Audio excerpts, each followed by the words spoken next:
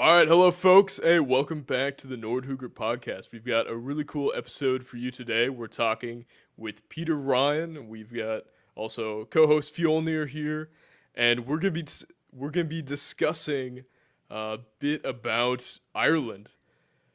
Now, Peter, why don't you introduce yourself, lad? We've got our Uh, good Irishman here, all the way from the United States of America. yes, How was yes. that? How was that? Did I butcher it bad enough?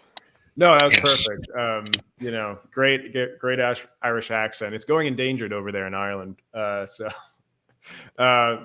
to keep it alive. So, hey guys, I'm Peter Ryan. I write for something called Ryan Research. It's my company where I talk about history, economics, and technology. I have podcasts, I have articles, I do a few other cool things with other organizations. And for the purposes of today, I'm talking about Irish history, Irish nationalism, and what does it mean for the wider Irish diaspora that is mostly in America, but also in many pockets around the world, Canada, even Argentina. And how does the identity of being Irish transcend the borders of the island of Ireland? And what does that mean in today's globalized world and for the future? All right, awesome. And Fjolnir, most of you know Fjolnir. Fjolnir is partway across the Atlantic. You want to just say a quick hi, Fjolnir? Hello, Awesome. Miss Coast. Well, yeah. So why don't we start? Let's cast our minds way back to the earliest days. What is the deep origins of the Irish people? So, I'm assuming we're starting with the ice caps way back when. Yeah, End so of the Ice Age. so the Irish emerged from the snow. No, no. Can you put some eerie music on? Background music? No, so I think looking at Ireland as a parallel case study of Europe as a whole, what we know is that the glaciers were around and they receded somewhat. The hunter gatherers were the first ones to pop up here. And so, we're talking now, you have a very kind of glaciarized, heavily forested Europe full of very small groupings of hunter gatherers that are finding their way through.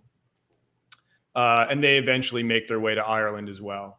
And then, so like that's 10,000 BC forward. And then by the time we get to like sort of around 5000 BC, we start to really see Europe then take another shift into farming cultures. And so there's a migration, a lot of people coming out of the Anatolian area, and they bring farming technology with them. And they kind of mainly hang out around the Mediterranean coastline, but they do find their way more north. And then they also, of course, eventually get to Ireland. And so these are the people mostly that are responsible for the megalithic structures that you see if you're going on vacation, doing tourist sites, the equivalents in Ireland to Stonehenge. And with that being said, in Ireland, they're older and in some ways more complex, but that's another subject. And so these people kind of create more of a civilization that has these structures, has more organized religion, has more technological advancements. But still like fairly a minority culture in terms of like density of population. And then by the time you get into like 2500 BC, this is when, again, the whole story of Europe really takes into its what we think of it today as Europe. When steppe cultures, we can call them the steppe cultures, we can call them the Yamnaya, the Indo-Europeans, and we can get a little bit. Yeah, we can get more nuanced depending on what period we're talking about. But generally, there is this big migration from the Eurasian steppe that goes through Europe. And it's not so much of a uniform wave that's like, every year it's uniformly going like this. There's a lot of loop-de-loops, and there's a lot of like kind of convergent paths that certain clans and tribes take that get through Europe. So Eventually, though, we can just see this steppe culture migration happening, and of course, it gets to Ireland eventually. And so the steppe culture is basically, there's warfare, but there's also intermarriage, and so most of the European peoples have their ancestry to some degree of like, this is very crude, but like, let's call it like, it's maybe like 80% Indo-European steppe. It's like 15% Anatolian farmer, and it's like 5% hunter-gatherer. And that varies depending on the European nation you're in. Ireland actually has one of the highest in like steppe ancestry components. I think Scandinavia is up there with Ireland in its percentage. Finland might be, I think Finland and Ireland vie for the highest. The one thing, it was the Bell Beakers that were these Indo-European settlers in Ireland, and not all of the Yamna cultures are Bell Beakers. For example, we have the battle axe culture, which developed in southern Sweden and spread across Germany. It's a different type of culture. It's the ethnogenesis of the Germanic peoples, but it's a really closely related culture. It's kind of a they're all Indo-European in terms of this flowing of migration and invasion. So essentially they're both, both populations are distinctly European, but you have the pre-Indo-European, and then you have essentially the Indo-Europeans as this other layer flowing on top. Often more male replacement. They also kind of came in waves. They settled in that place, and then they migrated further, and it just took like a long time. So you had many different types of Yamna cultures, derived cultures. A great like a Twitter scholar on this, if you come across Peter Nemitz, tend to find he's got some of the most nuanced writing when it comes to this topic. And so, like, Flonir, you're exactly right. Like, once you really get into the specifics, it's very nuanced, and it becomes like I said, like, it's not just a wave that's like, going every year uniformly. It's a very complex series of events that eventually you get to sort of, okay, then they settle in this part of the country, then they settle in this part of Europe. So it's a very complex period. But like they all of them have, you can like classify all of these groups, this whole culture as, I think, different from the hunters and the Neolithic farmers by, for example, just like a bare bone distinction is like they have a really efficient traveling mode, either via ship or chariots. They are like pastoral farmers. They are not agricultural farmers, and very skilled metallurgists. That's the only thing we know about them, basically. We cannot derive much more about their culture other than that, this classification. Also, their language, they spoke Indo-European languages. Yeah, and as a tool of visualizing this spread, looking at the language family tree of Europe, it's effectively telling that story of, it starts all the way back then as, Indo-European, and then as time goes on and there's settlement and there's isolation, all the European languages start to kind of matriculate out of that. And so, they're a separate culture, a separate people from the hunter-gatherers and the Anatolian farmer communities. However, again, like, there is a lot of warfare that goes on that displaces them, but there is the intermarriage, which results in the fact that, we have their ancestry. There is a discussion or a debate around, was it like wholesale population replacement where there was a war and in ancient times, that's what you did? Or was it more of a gradual process of the Indo-Europeans come in as like the upper class, and then like over generations, eventually the percentage ancestry gets whittled out, because if you're a lower class male from the like prior Anatolian or hunter-gatherer population, like you're not going to win the reproduction game compared to an upper class like steppe warrior. So you know, to whatever degree, like, was it a rapid sort of like wipeout, or was it a sort of a gradual kind of class outbreeding? I think that's up for debate. There's probably evidence, I think, like in Britain particularly, there's probably maybe some evidence there when you look at genetics, ancient DNA, that suggests it was more of like a wipeout. But I think that story changes when you go around Europe and you see different things.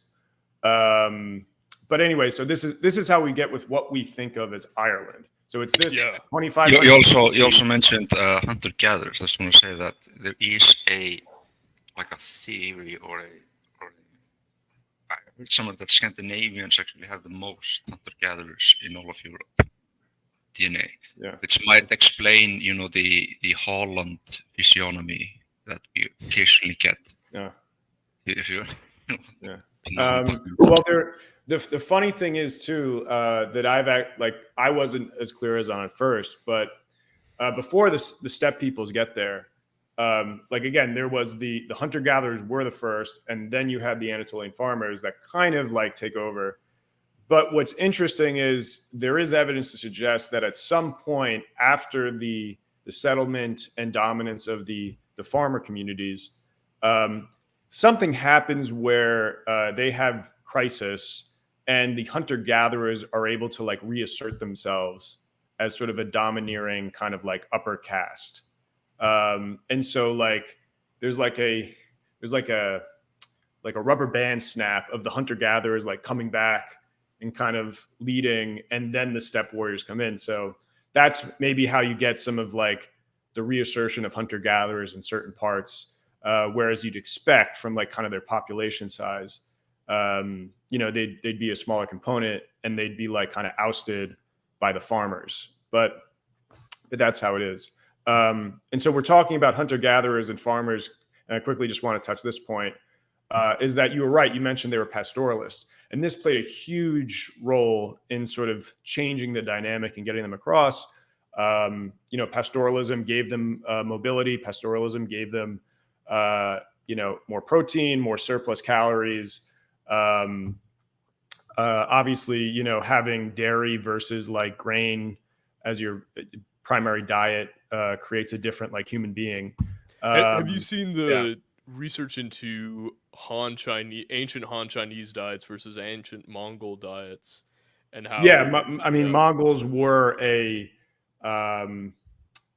you know, a representation of a similar movement of steppe peoples. I don't know if, like, again, this is for like the Peter Nemitz, like ancient DNA scholars of the world to maybe suss out. But I believe that like the Mongols and like the East, that sort of migration wasn't exactly the same like steppe people that ultimately gave birth to the Europeans. But it's I mean, the Indo-Europeans. Yeah, we have enough reconstructions and enough, you know, skeletal remains to know that they were still, you know, equivalent roughly to what we'd think of today as Europeans. But in terms of the difference between diet, how you can have the Mongols who have this very heavy fat cheese, dairy diet, meats, etc., versus the Han who have this very grain based. And there's a lot of speculation and research that seems to indicate that this was really damaging to the Han Chinese populations at the time, and that, you know, it was bad for their teeth, it was bad for their ability to grow and develop muscle mass and so forth, and that this gave the Mongols a huge advantage at the time in competition. And what's interesting, there's an interesting like I guess economic historian is the best word for this guy. His name is Ray Crotty. He's an Irishman.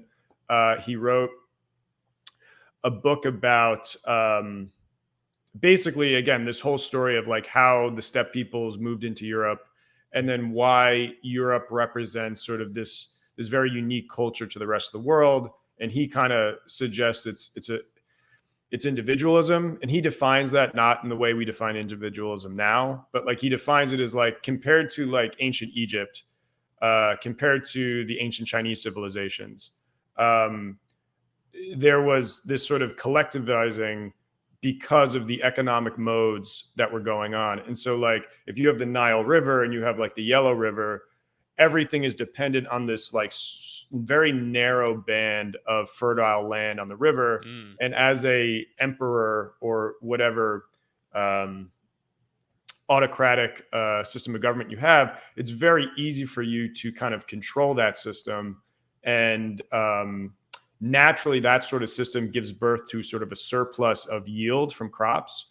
And so what ends up happening is because you have such of a surplus, you're able to confiscate that pretty easily. And thus, like the labor required is very expendable because you have that surplus. Because you can use the surplus to feed your soldiers and they can tell the laborers what to do. And so that's how like the Nile River and the Yellow River and all these other sort of collectivized cultures kind of formed. And then he says what's very unique about Europe is that because of pastoralism, because of this culture of the steppe, once they move from the steppe into the densely forested and mountainous and like just like this very varied terrain that creates these pockets, he says ultimately that plus pastoralism creates this sense of individualism where there's like not that much yield that you're really getting from pastoralism, but you actually get the benefit because as an individual clan, as an individual tribe, and that's what he's really talking about with individuals, you're able to actually like be very self-sufficient and be like very powerful. But because it's sort of like it's not high enough of a yield, you can't like have a massive like autocratic civilization on top that can like confiscate that surplus. So and like that creates, among other things, that creates a lot of the kind of cultural nuances of Europe, the fact that it has pastoralism. You also kind of get this. Sorry, you also kind of get this yeoman ideal, like this self-sufficient yeoman farmer who is a citizen soldier, and that was like the founding idea of the Roman Empire. And this system seems to be very efficient at, like almost every nation that uses the system, like in the European one, like and Americans started also with this ideal, and England to an extent. They seem to conquer the world eventually and develop into a decadent, serfdom and collapse very quickly. So, yeah, and part of this individualism that then evolves into, we could say, like higher systems of government, higher systems of technology, higher systems of culture. This comes out of, and it's a very European concept, but like this like swirl of competition of individuals and individual clans that like you're forced into.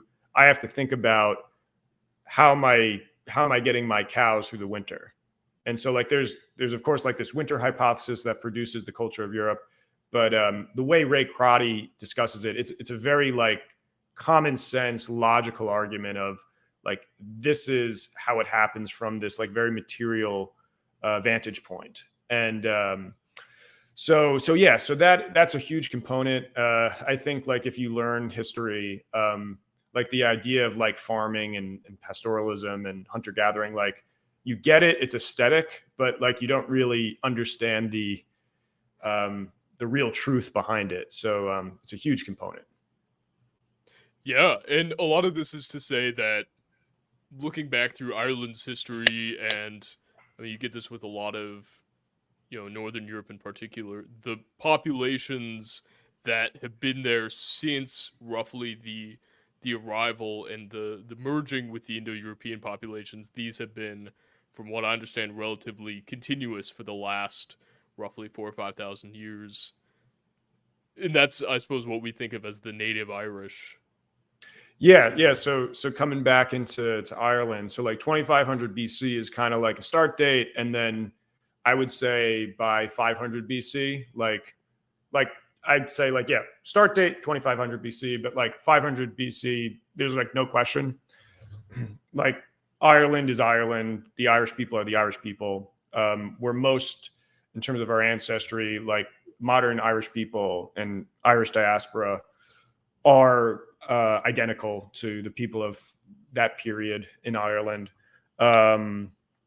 So this is where Ireland starts. roughly for the rest of Europe, like this is the period of the migrations come, and then the migrations kind of settle down a bit. And this is where you start to have the ethnogenesis of many of the European nations, or like the proto-nations of Europe, that ultimately will take shape in what is to come centuries down the road.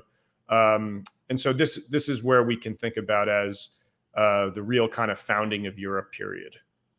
Yeah, just in chat we have this lad, John McNamara, who says it's essential to take the cattle pill in order to understand Ireland and the Irish.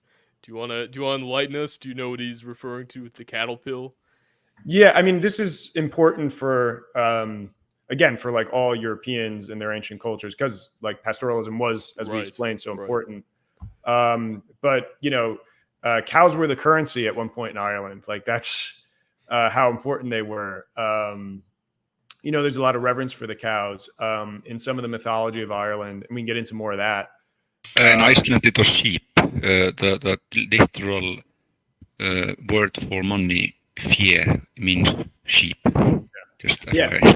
I should asterisk some of this because eventually the dichotomy between cattle and sheep does take place, depending on the geography. Like actually in a lot of like Greece and Italy and like kind of the Mediterranean, just the way the geography was set up, it was more conducive for sheep and goats. And in obviously Ireland, it's just like this like rolling grassland. And that was more conducive to cows. And so depending on where you were, you eventually kind of drifted into either like cattle primacy or goat and sheep primacy. But the effect is the same.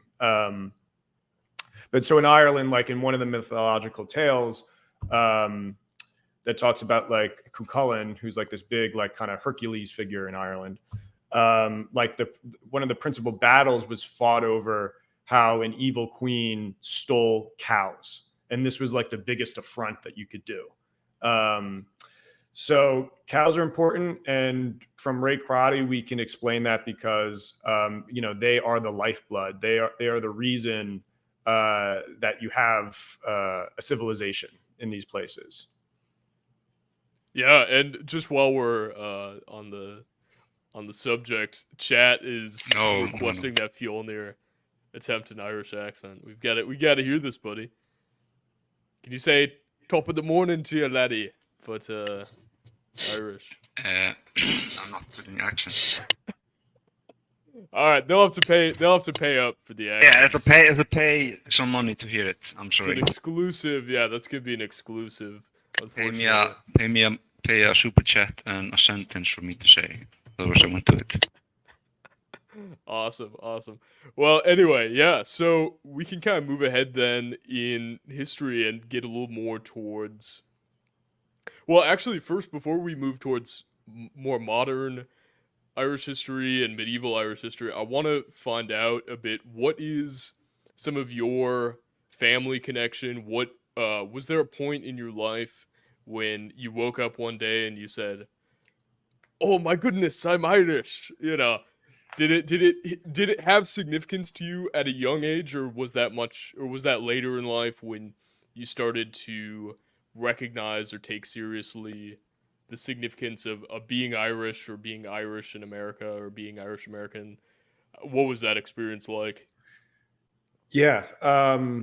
So I think we probably have a similar self-conception, given that you're American, but you have this very diasporic kind of feeling to yourself. So I'm fourth generation American, but I'm 90% Irish. I got 10% English in me, but that internal war goes on constantly. But you know, I grew up on the Northeast, sort of the New York general area, and a lot of, I think what you know. Sorry to say, how much percent Irish? Say that again. How much percent Irish? 90. Okay. Yeah. So, and you know, the English side is sort of like, you know, invisible. So it's like, I always grew up thinking myself as Irish. My last name is Irish.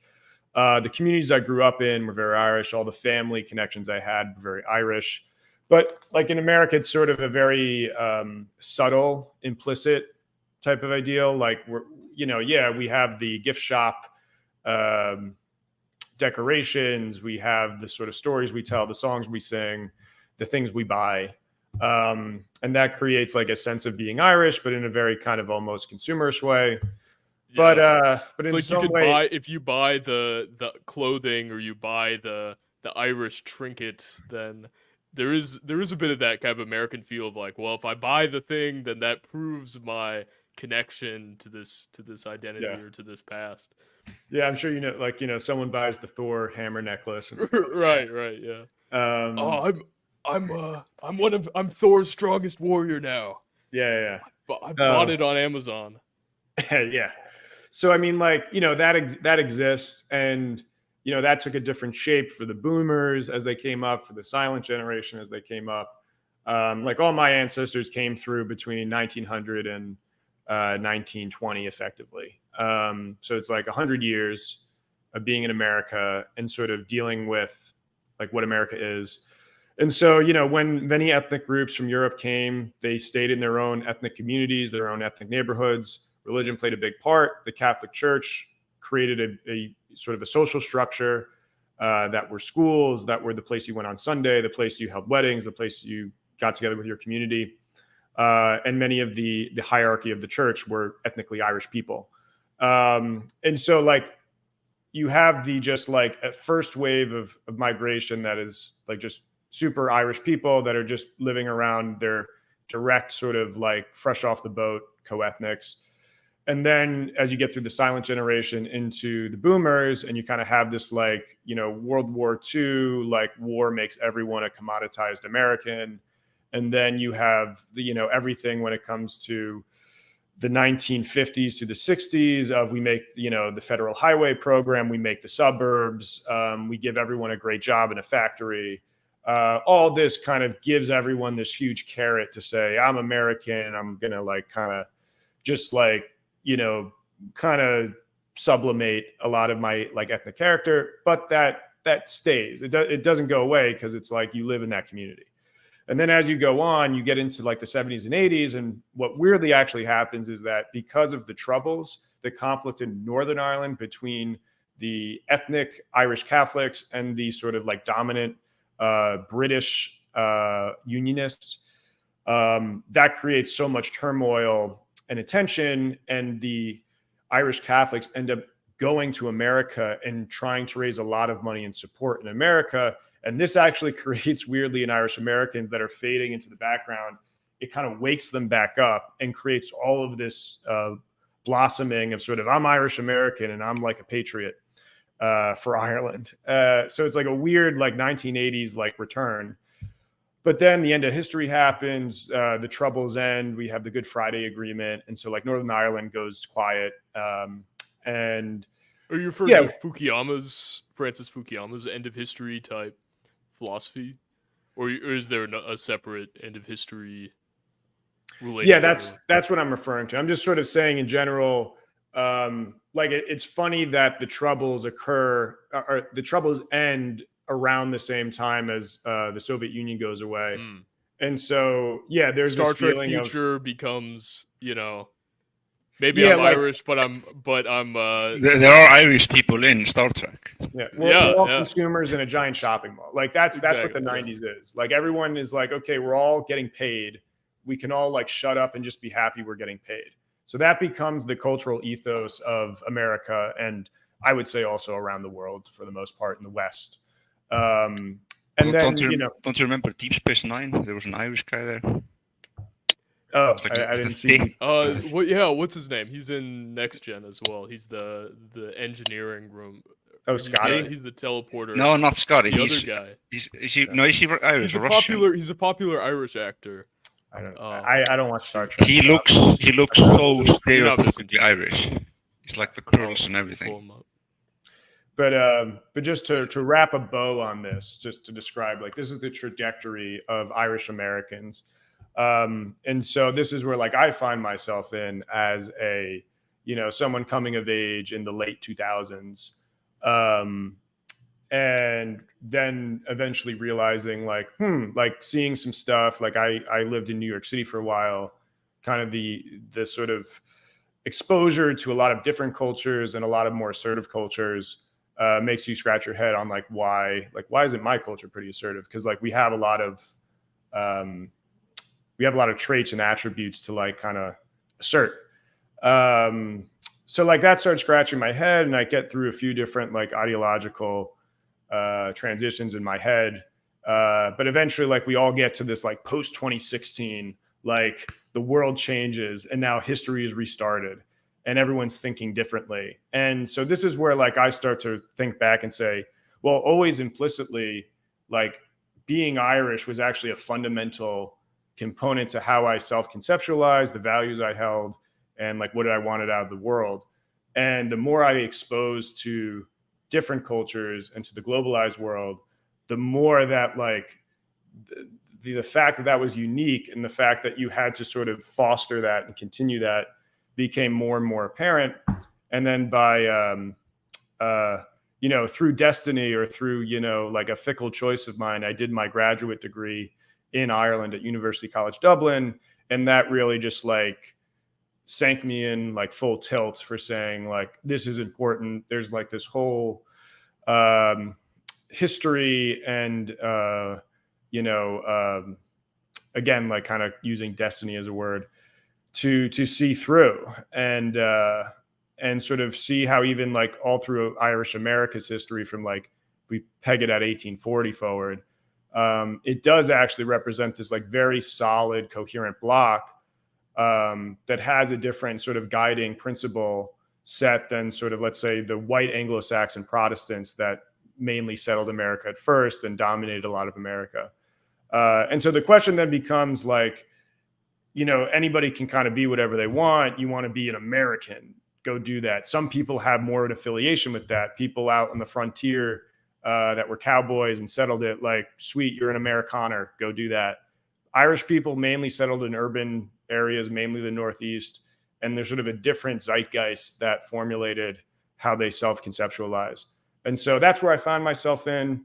And I see it as now this project that I have to, fight in isolation to kind of resurrect this spirit of, hey, it's cool to be Irish. And there's like actually a lot that can be done with that. And there's a big like unfinished business in Ireland to like, bring it up to snuff. Yeah, no, I mean that's definitely relatable. Chat brought up, so that's Miles O'Brien, played by Colm Meaney, if you've however you pronounce that.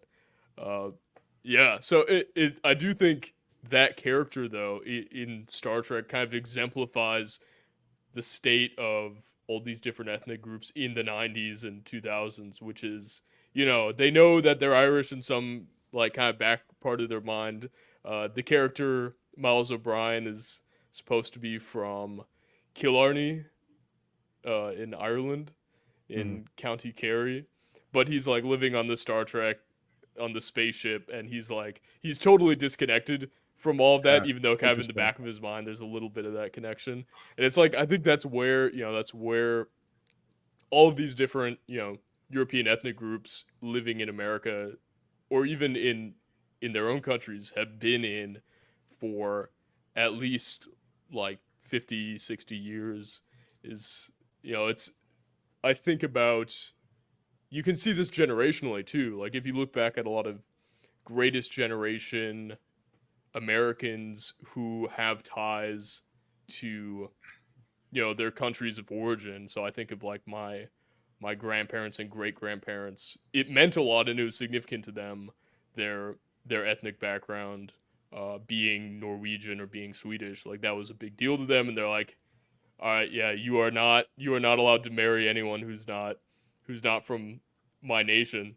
And it was like that was still very real to them for the most part. Some were very assimilationist, but others were still, it was still very important to them. And then by the time you get to the boomers and you get to Gen X, it's more of like a trinket, being Irish, being German, being Swedish. It's just sort of this, I guess that's, on holidays we'll bring out the little bit of national related related tradition or holiday or food item, and that's the extent of it. It's just kind of like a fun thing to add to your bio. But Yeah. it didn't really have much significance. And I think the other thing too is because there was this really heavy blank slateism approach in terms of, you know, the popular conception of biology and so forth, ideas that, you know, things like personality and dispositions are heavily heritable, things like, you know, the multitude of personality and human tendencies that are heritable genetically, a lot of that it's kind of swept under the rug, or it isn't talked about too much. That kind of sucked out the significance of being of a part of any particular group. I mean, have you seen that kind of in your own experience? Because I started studying, part of what got me interested was a mix of studying history and studying genetics, and then it all just started to click. I'm like, oh, maybe it's not. Maybe there actually is some significance to being Scandinavian that is beyond, that is immutable. That isn't something I can change. It's like, even if I'm living any certain way that is reflective of, you know, my background. Yeah. I think, you know, there is a sense of just like, there's an Irish character, there's a character to the people. And, you know, and that's where it's like figuring out like, oh, like everyone doesn't act this way. It's sort of an enlightening process to go through of seeing that and seeing how people look at the world differently. Again, like one of my formative experiences was just like understanding that, like, you know, most of all of my upbringing was around other, like my Irish family. And then I end up going to, I don't know if everyone knows the acronym. WASP means White Anglo-Saxon Protestant, sort of like Yankee Northeast American. And so like, eventually, like there was like a reunion for that side. So like my family went one day to kind of connect with them. And it was just interesting to just see, like, you know, these people, like, yeah, they're related to me in a way. They definitely grew up in different circumstances. But it was just like, this is a whole like different culture clash happening. Like there's just like different ways of speaking, operating, seeing the world, like norms. It was just like really kind of eye-opening to think about it that way, which I never thought about it that way before. And so, yeah, so there's characters. I think like probably Irish people are passionate. That's something that kind of comes out.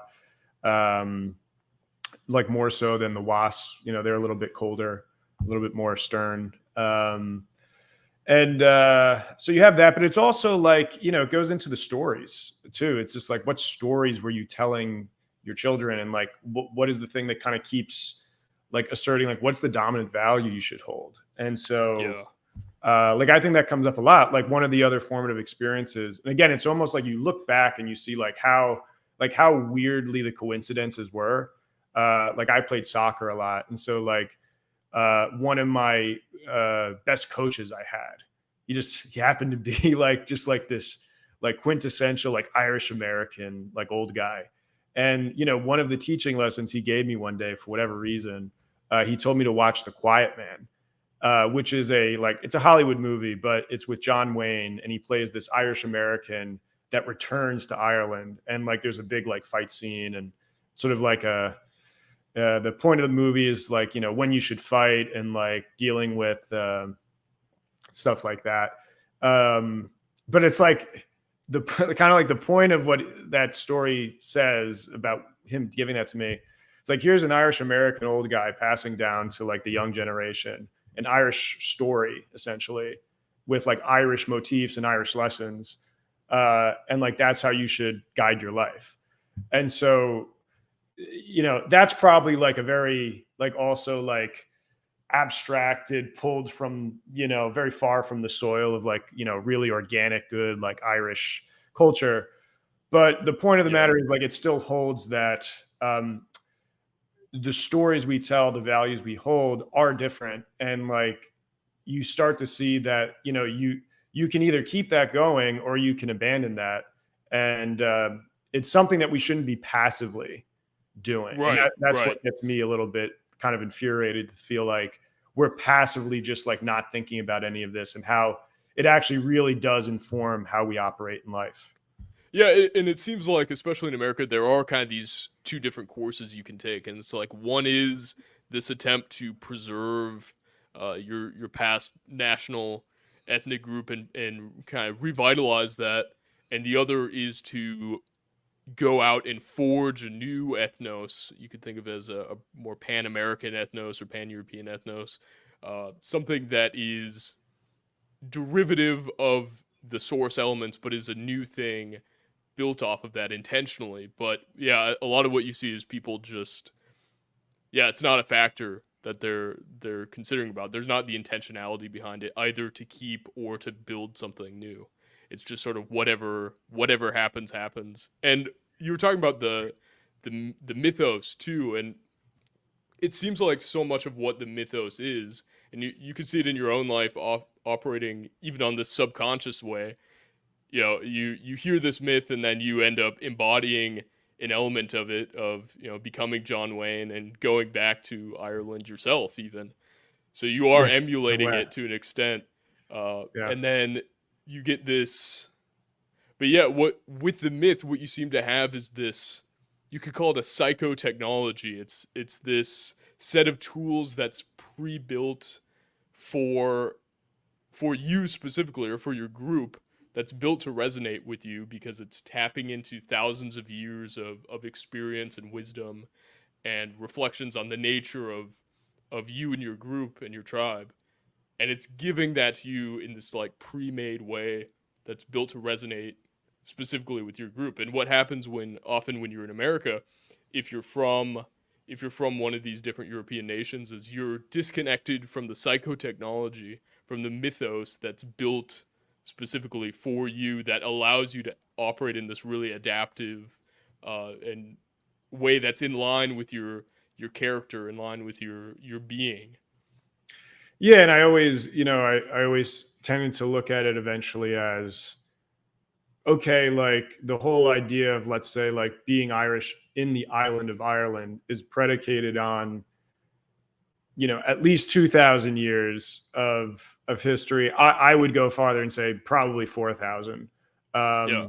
Well, and even heavy elements of the pre-Indo-European as well, because that's still passed of course on. But I'm just saying, you know, like we talked about, sort of like, okay, you have this thing that becomes Irish, or whatever the translation end up being in that period. So it's like, okay, so we're talking about 2,000 to 4,000 years of like this is why you call yourself Irish in Ireland. And it's like, I've been on America for 100 years, but then like all of my other ancestry is derived back into that like multiple thousands of years. So it's like, why would that be so separate? Like it doesn't right. really Like you can think of it like an iceberg. You know, you have this like really thin layer on top. Like this would be like an iceberg with the top cut off. So you have this like 100 years of history here, and then you have, you know, it just goes down and down and down for like 2,000 plus 3,000 years. Yeah. And again, in sort of like, you know, whatever we want to call it, the 200 years of the Irish in America, or the 100 years of Irish in America, as I described, you know, they stayed fairly coherent, and like getting outside of like political ideas per se, but just like political power.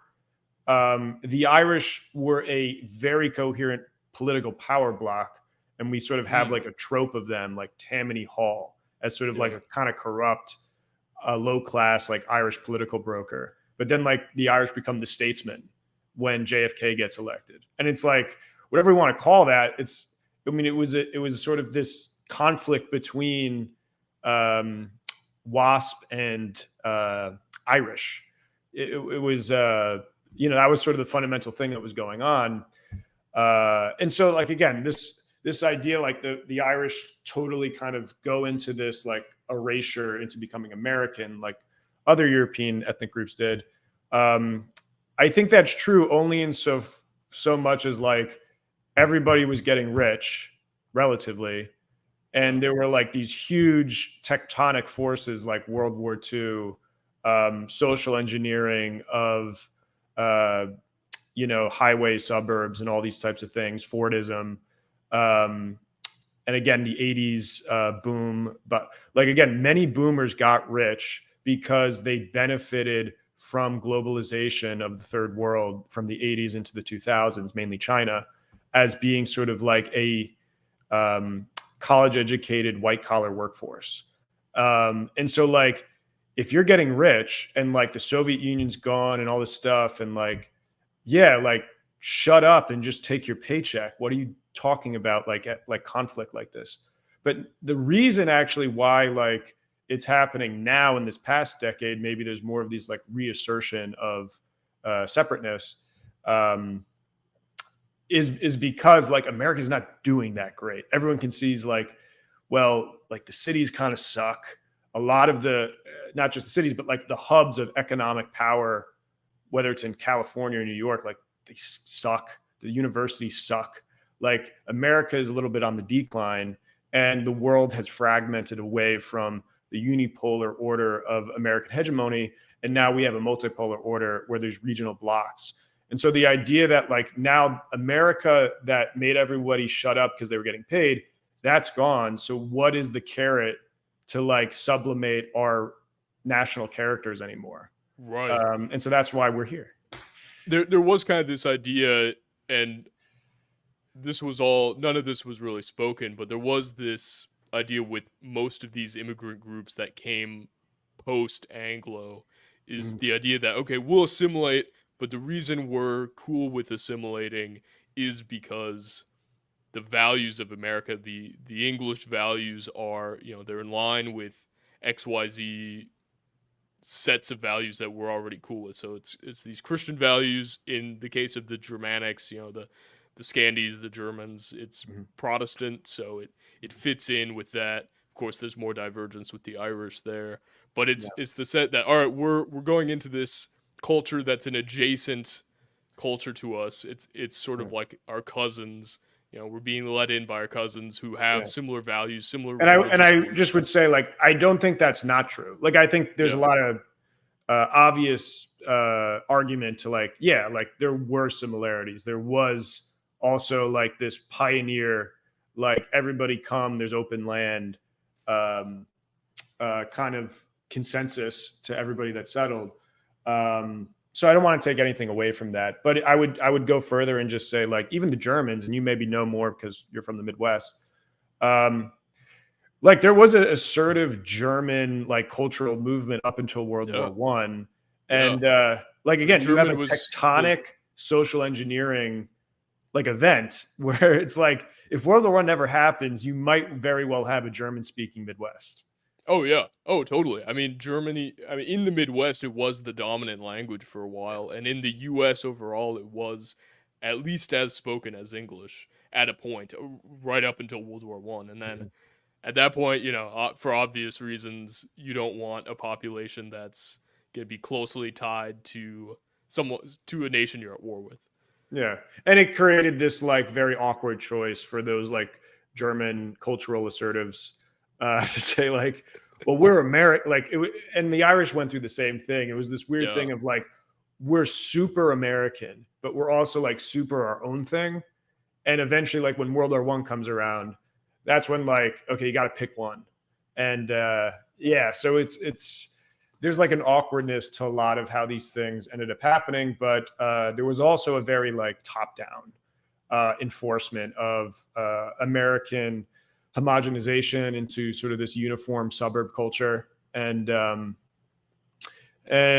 so that like, that's how we get here. But yeah, now that history restarted and we all got to figure out where we're going to land next. Definitely. Yeah. And speaking of, going back into history, I think it'd be good to cover a bit of medieval history and leading up to how the Irish perception of themselves came to be as we see it today, in its relation to the English, especially. Because that's if you go pre-medieval, I suppose there's a certain Irish self-conception, and then after the medieval era and after, the Normans and the English encroaching on Irish territory, you get an Irishness that I suppose is more based around its opposition to English imperialism or English colonialism on, Northern Ireland. Yeah, so I guess we could start like, okay, now 500 BC, you have this very coherent people group on the island of Ireland. They name it Ireland, Iru originally, or the Gaelic. They have a whole mythology around it. We can touch upon that. But they view themselves as Irish, as Gaelic, as Celtic. I think there's a deeper discussion to be had on like what exactly Celtic is, how exactly Celtic culture arrived in Ireland, and was there something before Celtic culture for the Irish? Like that's actually a very contentious, I think, issue. But just like using Celtic as a label too. So we kind of move through 500 BC into the Common Era, and you have a lot of like sophistication to Irish culture. I mean, a lot of like Irish culture was highly advanced in metallurgy and in crafting goods. There was a lot of trade with continental Europe when it came to stuff like that. Like there's evidence of all this stuff. There's mines in Ireland. If you go to the National Museum of Ireland, you can go and see some of this metalwork. So like there is like an English trope that the Irish like were a bunch of savages with loincloths up until they arrived. And it's just like, it's not factually true. I'm not going to say like the Irish had like skyscrapers or something, but like, the Irish. This is the same sort of Roman Roman framing against the Germans often that you see as well. Yeah. And sort of like, and there's like a weird, again, there's like weird, awkward debates within like nationalist communities about like who was a barbarian and who was civilized, depending on what period you're in. So it just all goes to show like there was civilization that was in Ireland. What degree we're calling civilization? Like everybody knows Rome was great. Like, okay, yeah, they were the superpower of the Mediterranean. They went north. They went into Britain. They never got to Ireland. We'll just throw that out there.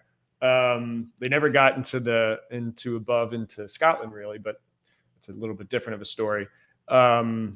But the point being is like, yeah, okay, like we get it, aqueducts, cool. But like loincloth to like sophisticated metallurgy, like organized, like sort of like clan monarchies and intense, powerful mythology and sort of religious system, like it trade with continental Europe. Like these are all things that are signs of like sophistication.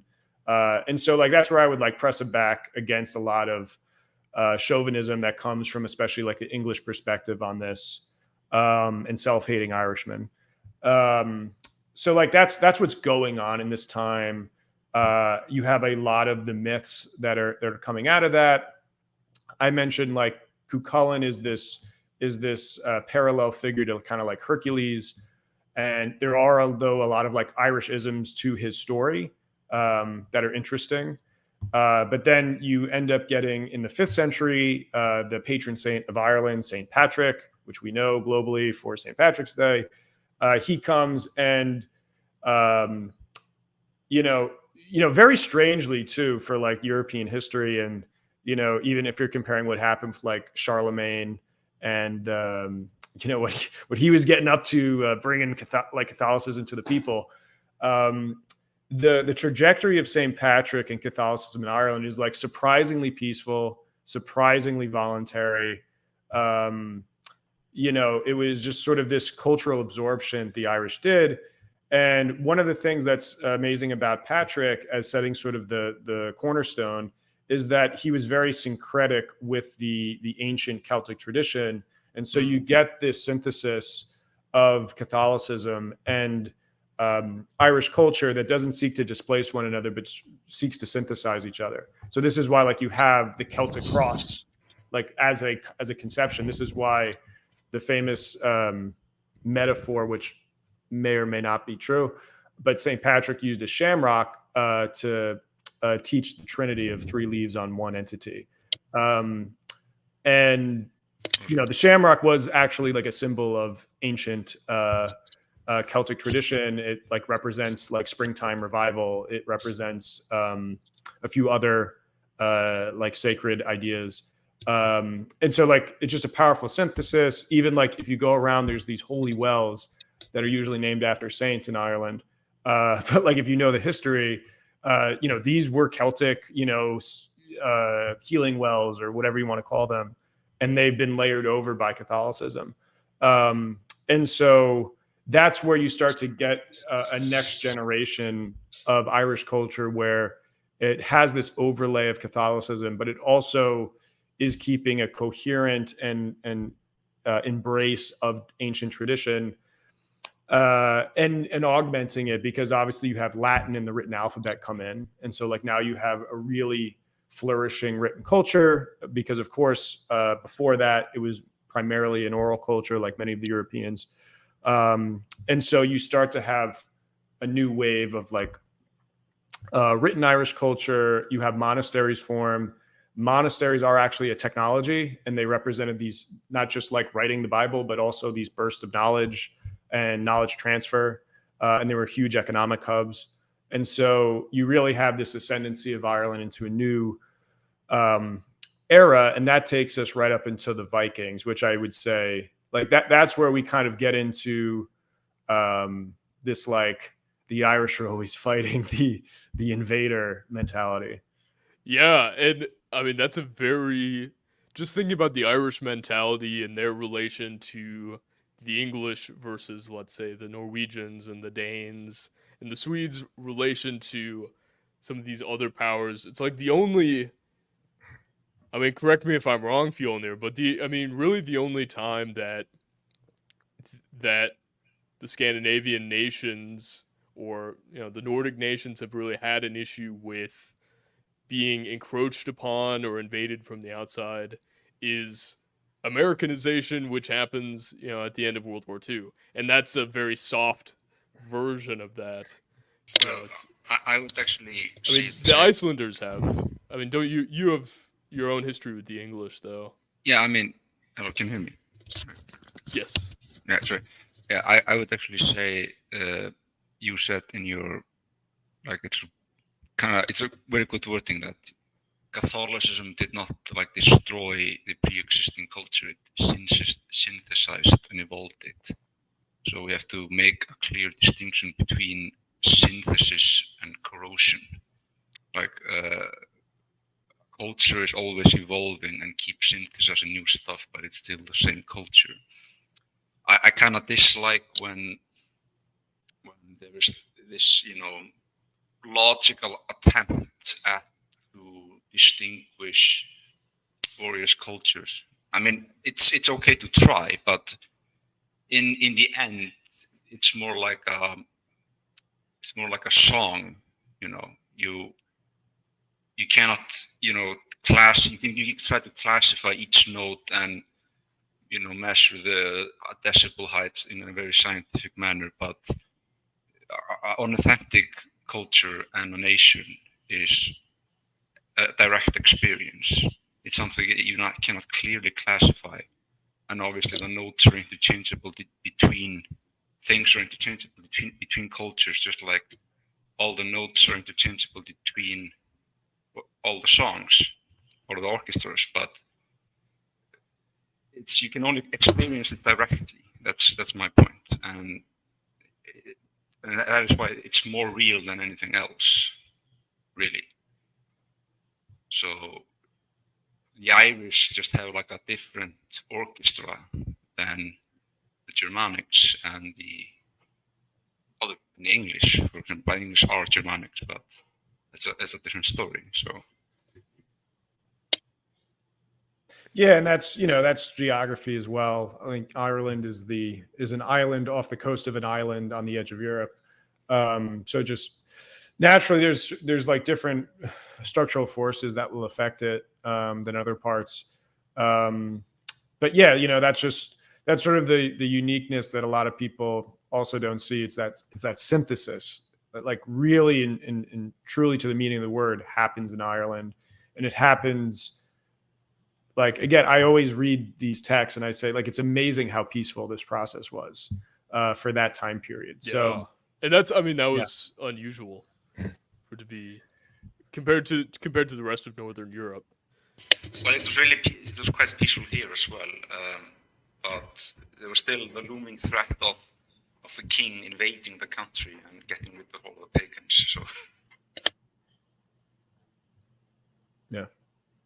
Yeah, and you've talked before about some of the parallels geographically between Ireland and South Korea, and these being, or Korea rather, and these being somewhat comparable in that they're kind of wedged between other powers, and you have this smaller land block that has to define itself around its neighbors. I mean, do you see what do you see as being a healthy national approach to being in a situation like that?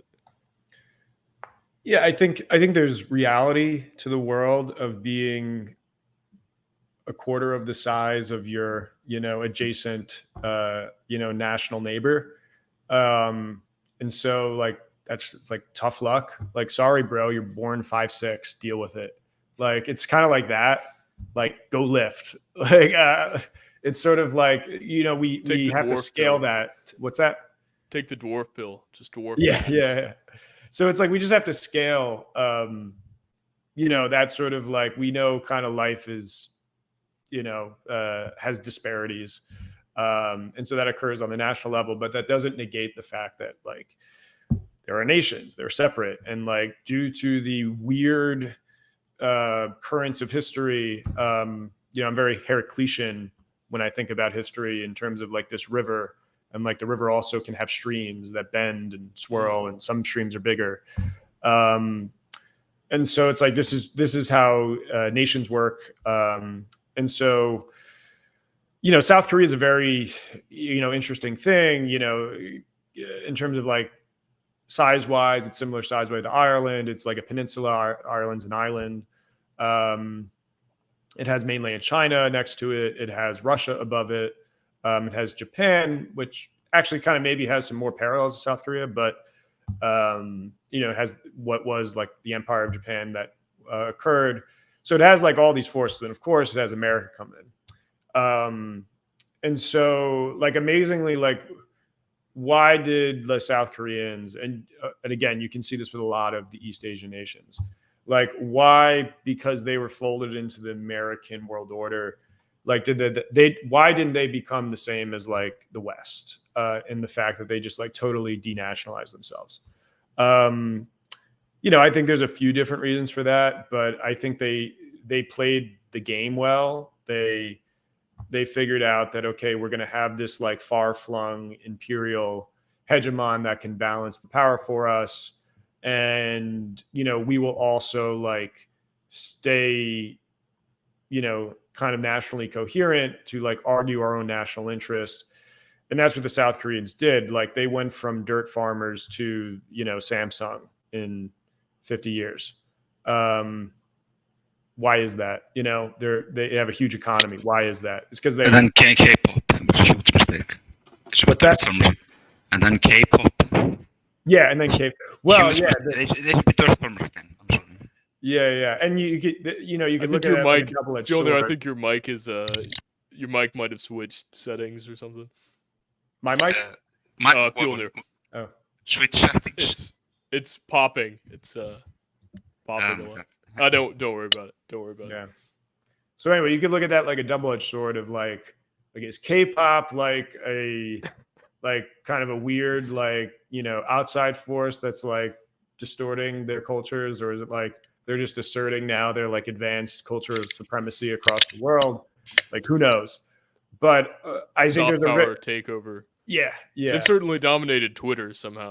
That and the Japanese did it with anime. It's like, they got this far-sighted plan. But is a popping noise still on? Oh, that sounds better. That sounds good. Okay. But yeah, I think what's unique there is like and maybe too because they just had such a different language situation. They were far away. It was harder for some of these like more corrosive Western ideas to get inside of them. And so like that's where you look at like a lot of the stuff of the 20th century, where you have Ireland become its independent nation in 1922. You have South Korea become its independent nation in like, let's say 1960. Why is it that with such of a head start that Ireland allowed South Korea to like overshoot it? And what were the tenets in South Korea that allowed it to do that? And it's like South Korea didn't have to go the way of, it didn't have to be a pariah that was like against American hegemony. It's like they played the game well. So there's a lot. You're talking about more in terms of gross domestic product, overall economic output. Is that kind of how you're framing their success? Yeah, kind of. Again, like I'm like kind of like a utilitarian, begrudgingly, and it's like I do view like it matters if you have an economic base that can make you powerful and like feed your people and give them a good life. I kind of use actually just going over to Japan quickly as a template for a lot of my thinking on this, because Japan was a feudal medieval society in 1850, and America shows up with gunboats and like says, you're opening up and we're trading with you. And Japan is looking over at China and saying like, they're similar to us and they're going through the Opium Wars and like they totally got BTFO'd by England. And now all the Europeans are taking over, and then like, hey, look over at Africa. And like, not to say, not making a commentary or anything like on that per se, but it's just like from the Japanese perspective, they're like, we're our own unique, coherent culture. We want to preserve this. We understand we're fighting with swords against steel-plated gunboats out in the harbor. And they just did like a show of force by shooting a bunch of cannons over our capital city. So like, we got to do something about this. So like the Japanese amazingly just like snap into, action. And they say, we're going to absorb all the knowledge and technology of the Western world. We're going to figure out how we implement that here. And we're going to make sure Japan does not become China. And so between 1850 and 1911, you have this amazing growth story. And like what happens in 1911, Japan defeats a Western power, Russia, in a war. And this was like a huge like news event of the first time a non-Western power defeated a Western power. So I'm only making this case study to exemplify this idea of the reason they could beat Russia and the reason that they could eventually push the Americans and the other Europeans off and not have them be like totally decimated as a national culture is because they woke up and smelled the roses and said, like, we need an economy to make weapons and guns and defenses and have like a nutrient healthy people to be soldiers and to do all of the other jobs that are in the supply chain to make us a powerful military. And maybe that's like a very like myopic view that like everything is funneled towards military in the end. But it's a very realist view of saying you cannot have a nation if you cannot defend a nation. And if you want to preserve your national culture, you need to have the military, and to have the military, you need the economy. So those things go hand in hand.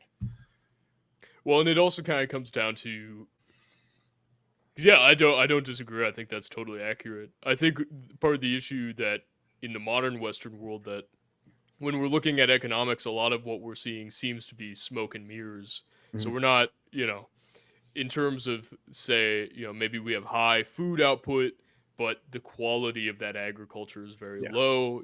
It's sort of toxic food. It's not actually nutritional. So we're looking at things. I like your view because it's looking at things with a teleology to it. It's looking at things with end goals in mind. It's like, well, we need this and that material factor so that we could reach this end, whether it's, being able to defend ourselves as a nation or to have a healthy populace and it's like it has these. It's like, well, you can measure things maybe in terms of dollars and pounds, but unless that translates to having good nutrition, having the ability to have the produce weaponry or produce housing, these things which are the ends rather than just metrics. Yeah. That I can mean, be we kinda could go shifted. back, like we go back to like the prior discussion we had about cattle and milk. And Yeah, dairy. exactly. And Yeah. it's like, look, like there's a direct relationship between like dairy output and muscle mass and height in the ancient world. And so it's like, there's economics embedded in that. And we don't have to like be like, like numbers and cents, like economists all the time. But it is often something that kind of gets left out of the picture, and it plays a big part, especially in the context of like most of what we're talking about is like we're under threat. There's this feeling of being Right. under threat and like how to push off a threat.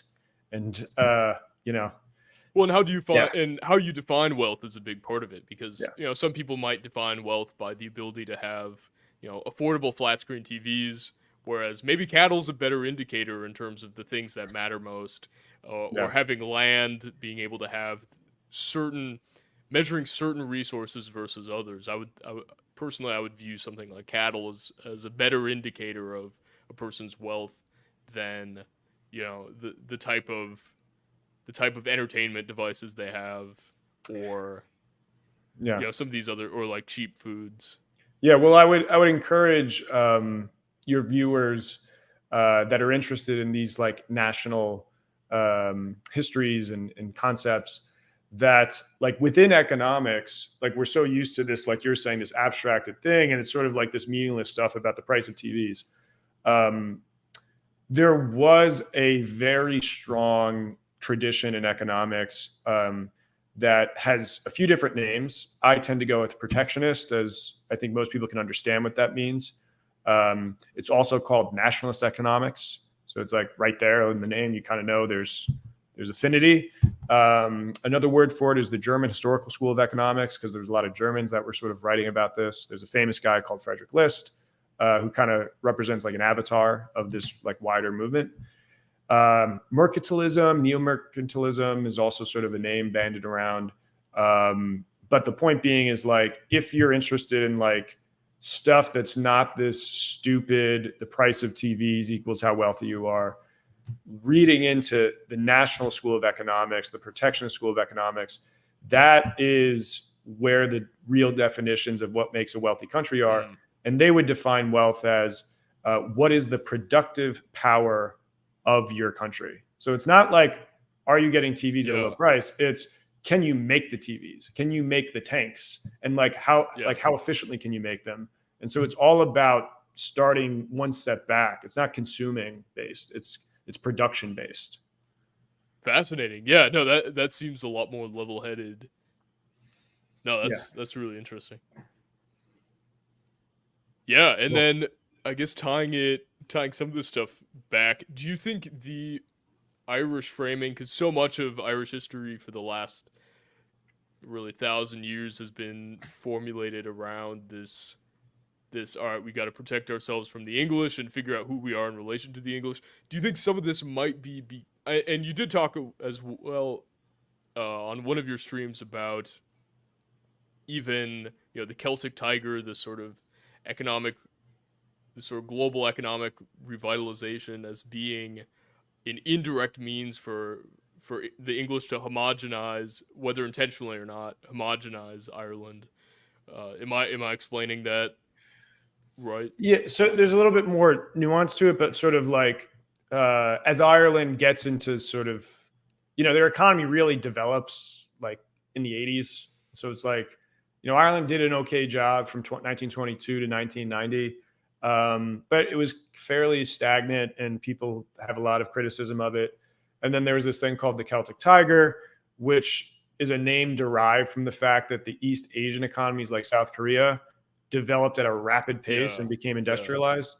And so then it was like Ireland was sort of the last like kind of low to mid developed country that really then developed super quick. And so they called it the Celtic Tiger. And at first it was very good, but then like as it sort of, was acculturated more and more of the globalized world, it kind of absorbed toxic economic ideas too. And those ideas then like kind of created space for, whether we want to call it like the sort of like British Anglophonic like style of culture that is in Britain and in America, and is sort of like this globalized global citizen idea. So that door opens then. But there's other factors that play into like why Ireland arrived at that spot. And all of this is to ask, this formulation of the English being, this being English culture and English agenda to, enforce this Anglo homogenization onto Ireland, or this sort of Anglo takeover of Ireland. Do you think some of this may have become outdated in the last 100 years? Because I like to think as being, being Nordic, and it's like, all right, we don't have the framing of the English as being oppressors to us. It's like, okay, who are the English? Well, they were the people that, 1,000 years ago when we were bored, we'd go beat them up and take their stuff. And it's like, so I like to think on that sense, maybe there's a little bit of, we don't have a chip on our shoulder about the English, so we can kind of look at them as maybe a bit more fair-mindedly from that perspective. Yeah. Has it shifted more from being this sort of English or Anglo establishment that's trying to do this homogenization and erasure of Irishness to being something more like international finance and being, a more corporate or like globalized corporate attempt to globalize and homogenize things through, say, State Street, Vanguard, BlackRock? Yeah, so like obviously, like I don't think of those as being like English or Anglo in any real tangible sense. Yeah, like I know that sometimes I can appear to be like wagging my fist at like this non-existent Winston Churchill character that's like, plotting against all Irish people. But in terms of like history, it is a useful label to apply, because like, well, and we're all speaking in English. We're all having this conversation. Yeah, there is that. So. There is that. But like historically, in the context of Ireland, it is more of a concrete label. Then as we get into the modern era, it becomes more of like a label to apply to like kind of a global thing, that like, because the English Empire was a global thing, and like it was shaping competitors to it. So for instance, I mentioned Frederick List, who is credited as like this guy who started the Nationalist School of Economics. He wrote this book called The National System of Political Economy in the 1840s. It is a little more nuanced, but I'll just say this. It's pretty much, the story goes, when Germany modernized in the late 19th century, he is basically the inspiration for why that occurs. Because like he basically creates the idea of like the Germans need to unite in an economic union, and they need to like industrialize and protect themselves. And if you read his writing, one of the things he is most angry about is that Britain keeps like exporting propaganda to Germany. Like, this is how you do economics. And it's like, you got to do it this way. And there's this thing called comparative advantage. And if like you farm like crude cash crops, that will make your economy rich. And we'll just keep making all the manufactured goods. And he hated that. He's like, no, obviously, if you make the manufactured goods, you get rich from that. So, and if you stay a peasant, you're not going to get rich by staying a peasant. So like he himself as a German was, and again, like, difference between Germans and Scandinavians, like you guys can have that debate, but just to put it in that context as a somewhat similar. Close enough. Yeah. He was going off about the British in almost a way that the Irish were, because he saw it wasn't like the British were coming in and like conquering Germany, but it was through this modern period of the British Empire that they were corrupting people with ideas, and his job was to dispel these insidious English ideas on economics that were making Germany weak. And a lot of other countries also then absorbed his writings and understood like, yeah, maybe Britain's not physically sending a boat of their soldiers to us, but like we keep buying their friggin' Adam Smith economics textbooks, and we keep doing it, and we don't realize that's the blueprint for staying as like a cuck to Britain in the global economy. So that's basically the 19th century. It's like people waking up to the fact that the British Empire is trying to cuck everybody else. So like that that you go across different nations, and like that we don't like Britain thing, that motif keeps coming up. Yeah, and it seems like that worked in the 19th century, and then at some point, maybe midway through the 20th century, you know, you have America running the show now, essentially, through a means of, you know, taking over and installing military bases across Europe, and through soft power and economic power, running the show. And you have an Anglo establishment in America, and at some point the Anglo establishment in America just kind of dissipates and doesn't, like today, at some point there was a change. Like I look at the American establishment today, and it doesn't seem to be exactly friendly to Englishness in any sense that I would understand, or Englishness in a historical sense. So it does seem like it's at some point there was a shift, and that's where we can go into exactly. Like, again, like Anglo England gets used as a label a lot, and there's it's more like it seems like it's like a zombified corpse of England that is now also, and even I could take you back into the 19th and 18th centuries and give you almost a similar story that it was occurring back then, with like sort of this corporate idea that was sort of in existence back then. But certainly there was more of a realistic material reality to like Anglo dominance personified in this like English character, and again, even saying English character, like I'd go deep into that. And like, it's like, you got the Anglos, you got the Normans, you got things going on. Reductio ad absurdum at a certain point. But just to say like then in the 20th century, and like kind of around the period that I talk about, like you got the suburbanization of America. You kind of have like the idea of like the WASP running everything goes away, and you have this like corporate structure now of like this like internationalized global citizen.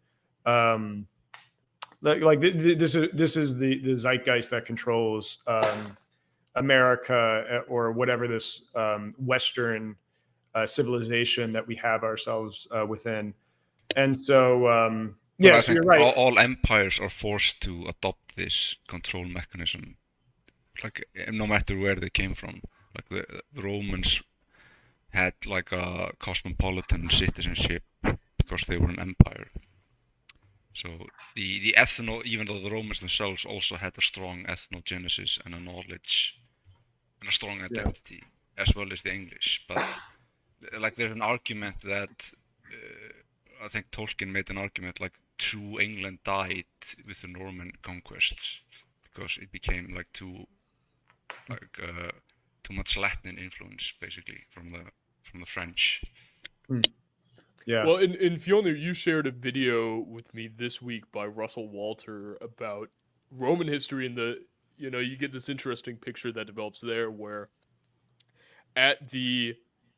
what's sacrificed on the altar of empire is that the Romans say, all right, in order to actually achieve this empire, whether this was really a conscious decision or not, they're like, all right, we're going to take in 10,000 new slaves from around the world and people from around the world, and we're going to just import enormous populations, and we're going to, in the interest of expansion, we're going to sacrifice, the classical, we're going to sacrifice the Italian populations that exist there, and turn this particularity and sacrifice any sense of particularity as early Romans or as Italians into... then you sacrifice more and more, and you import, like, you're left with... and that's like, well, what are you... what are you left with? What are you actually fighting for at the end of the day? If you're Rome, you're not fighting necessarily for the original Roman population, for those people, for your tribe. You're fighting for, in some sense, expansion itself. And you maybe get the same with America. It's like, well, we're going to import all these people from all these other European countries and from everywhere around the world eventually. It seems to be like a well, is this that for takes the English? It's like we're gonna beast that takes on its own life form, basically. It's a Yeah. system that you know expands for its own expansion's sake. You know, nobody's behind it or willingly push. It just happens naturally. So Yeah. yeah, When so a you nation should be becomes English. too prosperous. Yeah, happen to the Yeah. English. And that's what America really becomes, it seems like, going into the 19th and 20th centuries. It ceases to be the English fighting for the English, and it becomes this greater idea of America in an unofficial empire capacity. So it's like, so in order to accomplish expansion, we're going to take in all these non-English people, including me and you, and we're going to bring in all these people who are not English, and then that becomes the empire. I'm not even saying empire is an inherently, the worst thing in the world, but it is to say that there are sacrifices. Yeah. Well, these empires, like the Romans, they started out with the same ideal, like the agrarian farmer yeoman as the backbone of the society, of the republic. And the idea was that everybody owned a plot of land. They came together in assembly. There was there was no king per se. There was just like a ruling class, and they voted on things, and then they were soldiers to protect the land, like citizen soldiers. And this is also I'm not sure where this idea originally came from, like from which Indo-European cultural sphere, but this is this strategy seems to lead every group that adopts it to like great success. Like you get rapid conquest, you get rapid expansion. It could have been like the original Indo-Europeans had a similar setup, and then like they conquered everything. Yeah, and I would even go back to like we can keep tracing circles around, but again, like when the steppe peoples migrated into Europe, that idea of like what was the surplus yield on pastoralism when you combined it with winters and heavily dense forest and mountains in Europe, and what that economic mode created and the geography created was individualistic pockets, and so you could not have this like a deity / emperor of your culture that had a way of organizing the people below it into warfare and other things. Whereas within Europe, there was such of a emphasis on autonomy and self-sufficiency that eventually the only way you could go larger than that, you had to have that sense of egalitarianness and sort of proto-democratic ethos of like the clan in the forest a few miles away. And the so yeomen, they started out as like really egalitarian, and I also forgot to mention like the first step of decadence in Rome, like this great empire is actually a period of decadence.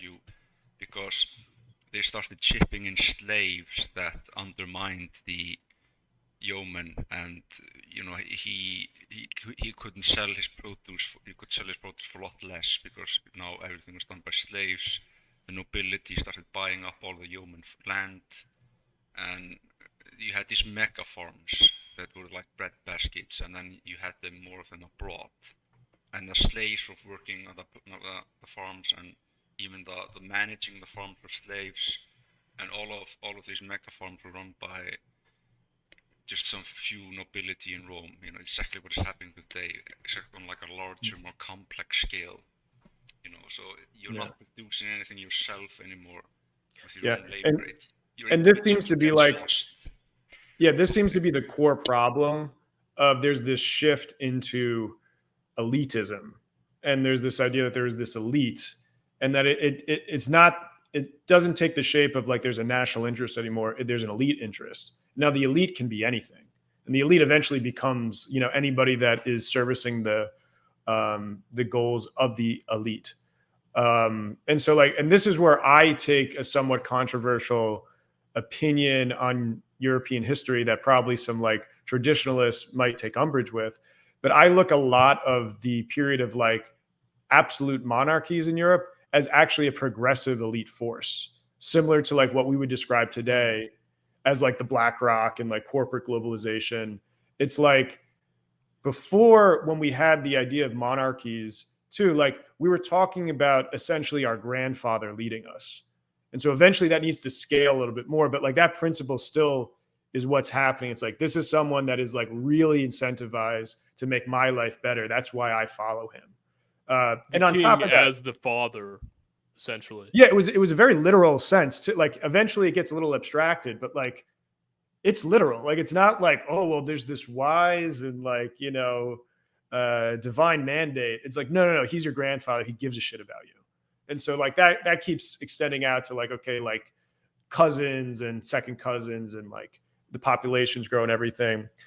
But that's where the principle too, like you say, of kind of like this democratic ethos of the heads of clans would actually get together to decide like who is going to be the next monarch. And it wasn't always a sure bet that the son of the monarch was going to get it. And so there was like an idea of democracy, of voting on who the monarch would be in various cultures. But then you get this thing, and due to kind of feudalism, you recreate this idea of like a little bit of a surplus in economic value. And that allows like absolute monarchies to form in a different way. And then what absolute monarchies do to consolidate their power more and more is they intermarry with neighboring nations.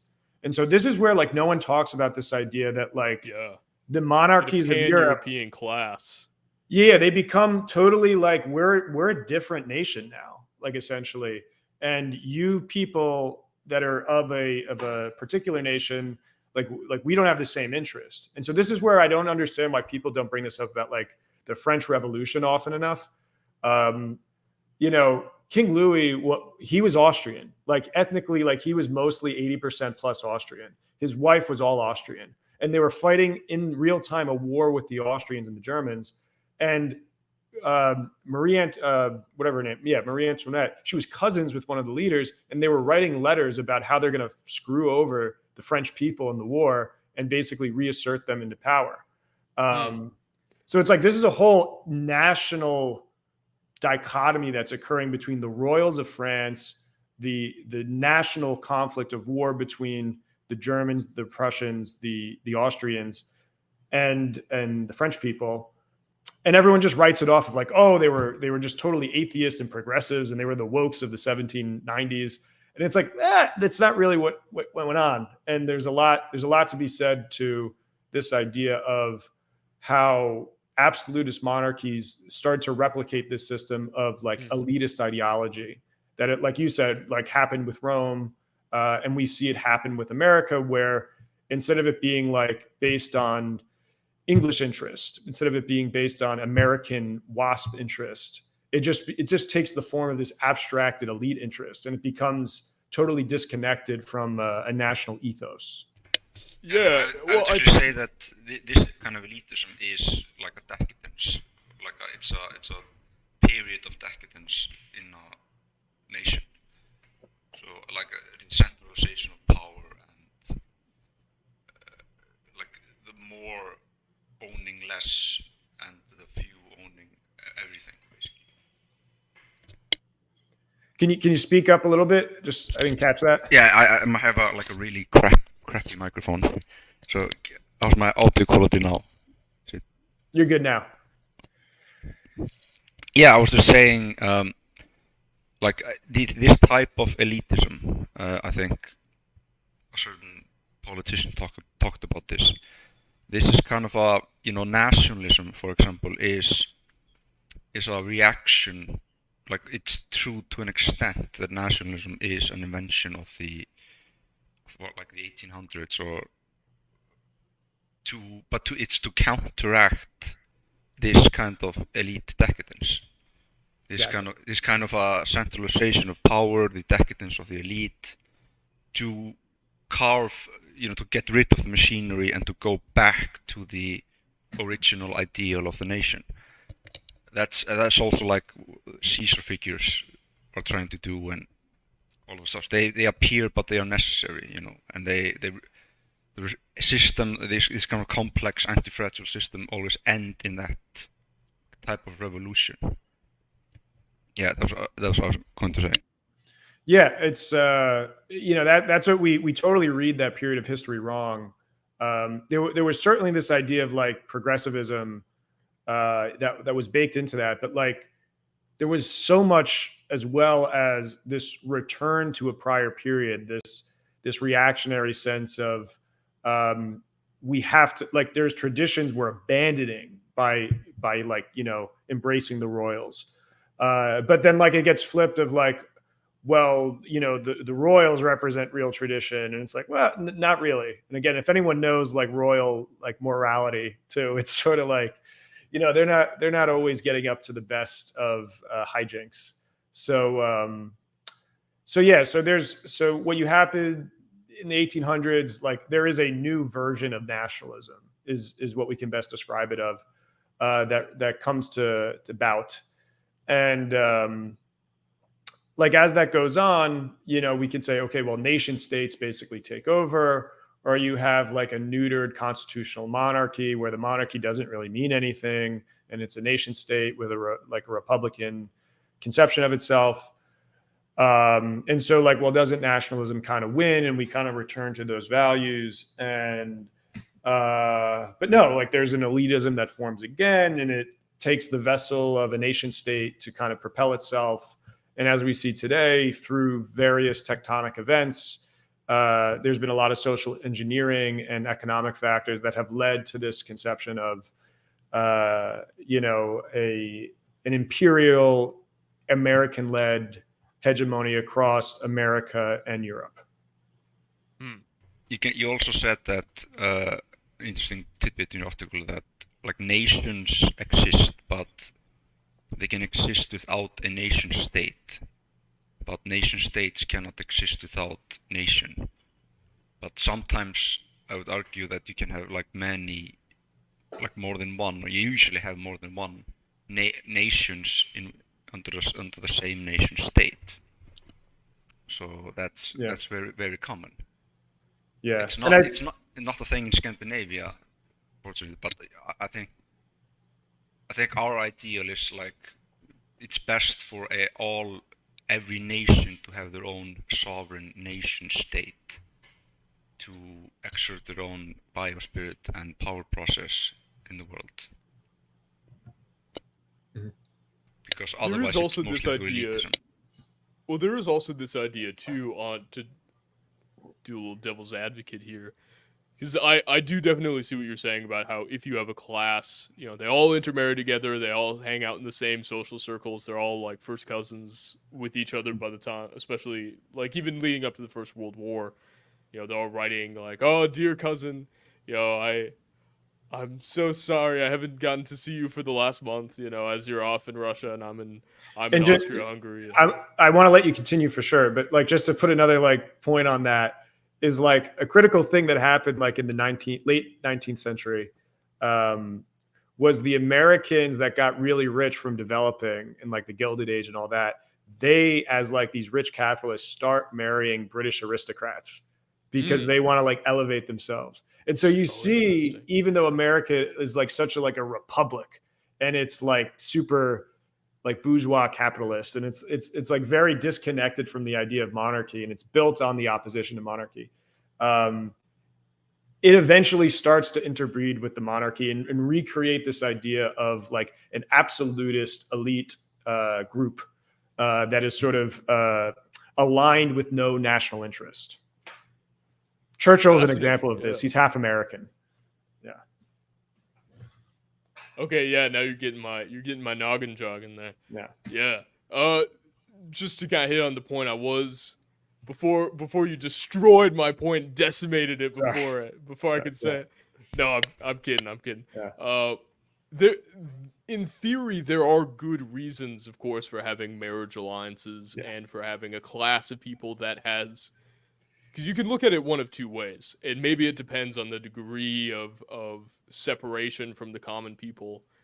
But if you have an elite, if you have a class of royals, let's say, or leaders that are, let's say, the Danes and the Swedes fight a lot. So let's say you have a half Danish, half Swedish ruler or aristocrat or monarch. naturally that person I assume is going to tend to want to see peace between Sweden and Denmark, as you know, he would be fighting amongst his own interest or his own family line if such a conflict were to break out. So you can see the advantages for peace. I think of, just in terms of my own background, you know, because I'm about half and half Swedish Norwegian, I'm like, well, where do I have loyalty to? It's like, well, kind of both. I kind of love both of these groups about the same, because they're, you know, they're both me in that sense. Or maybe maybe in also another sense, I'm a new thing, or I'm a different thing. And especially as you get further and further away, and you know, you get someone who has, you know, the background of someone like Taylor Swift, who has like 20 different European nationalities to her. It's like, maybe at a certain point you get removed enough that you don't even see yourself as connected to any of them in any meaningful sense. And then you're kind of you're like above everything else. And that could either lead you to look towards not getting tied down into petty, like little border disputes. And you're like, well, perhaps there's a higher end that we can strive towards, but it can also completely unroot you from anything meaningful and tangible. So I think that's the tension. It's like, maybe it's the degree of removal.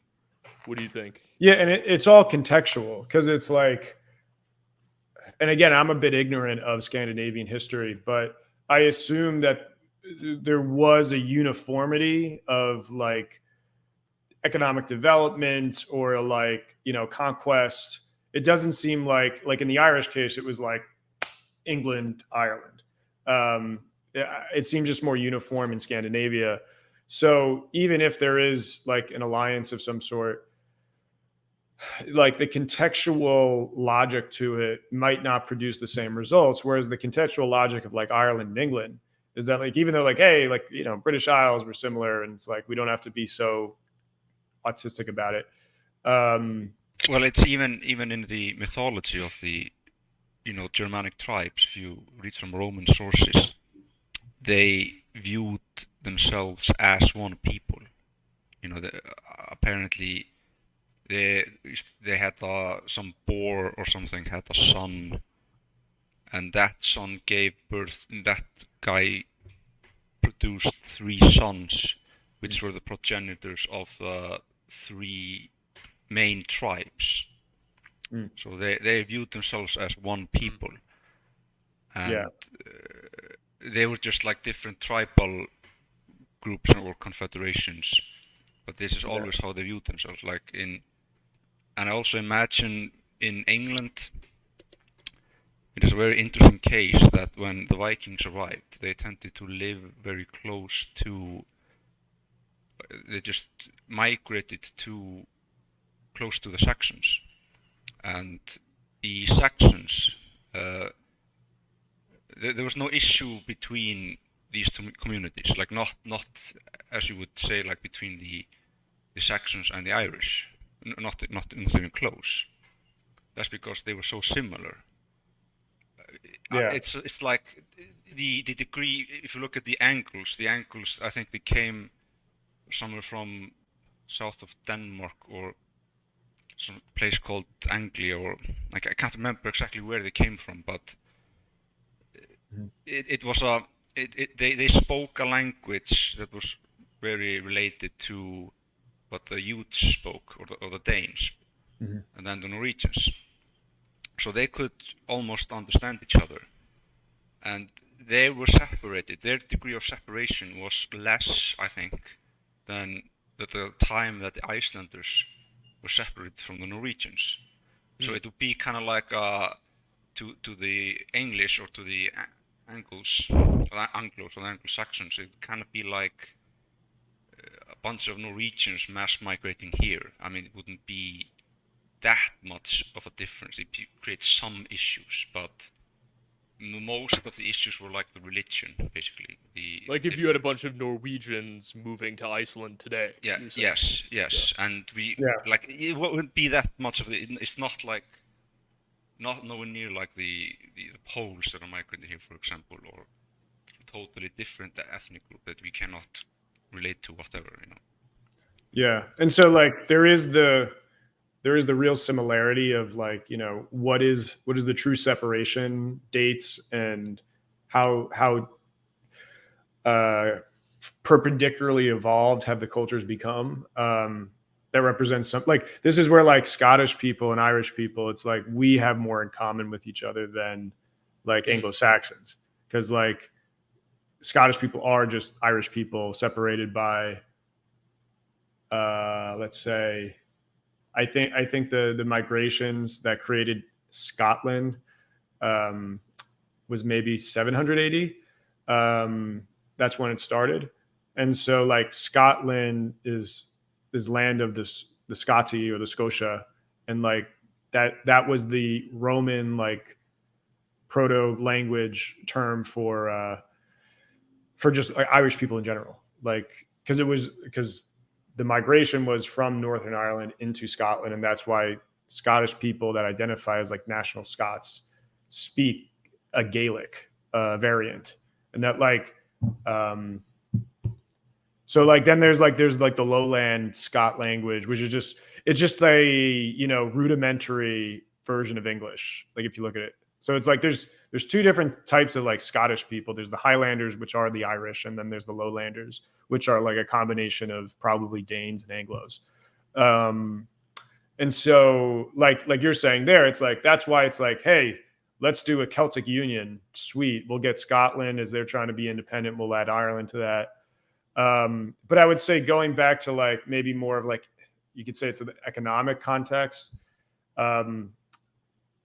It's like the entire class of Anglos in Ireland, like just leaving out like Presbyterians in Northern Ireland for a sec. Just thinking about like the Anglos that came and settled in Ireland versus the Gaelics, the Gaels that were there. Like their entire livelihood was predicated on being the landlord class and deriving income from the Gaels. So it's like uniting with this population, which modern Irish nationalism tried to do. Like it presents a lot of problems because it's not like, oh, well, everyone is the same occupation. Everyone's evenly distributed between all the classes of society and has like evenly distributed wealth. Well, no, it's like this ethnic group also is synonymous with a class, and they own all the land.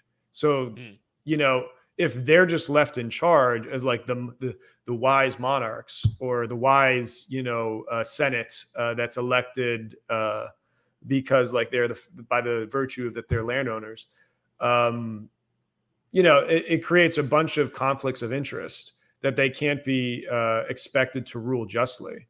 And so that's why it's like you want to cohere your governing system, whether it's a monarchy or it's a republic, to the idea of like you are aligned with the collective national interest.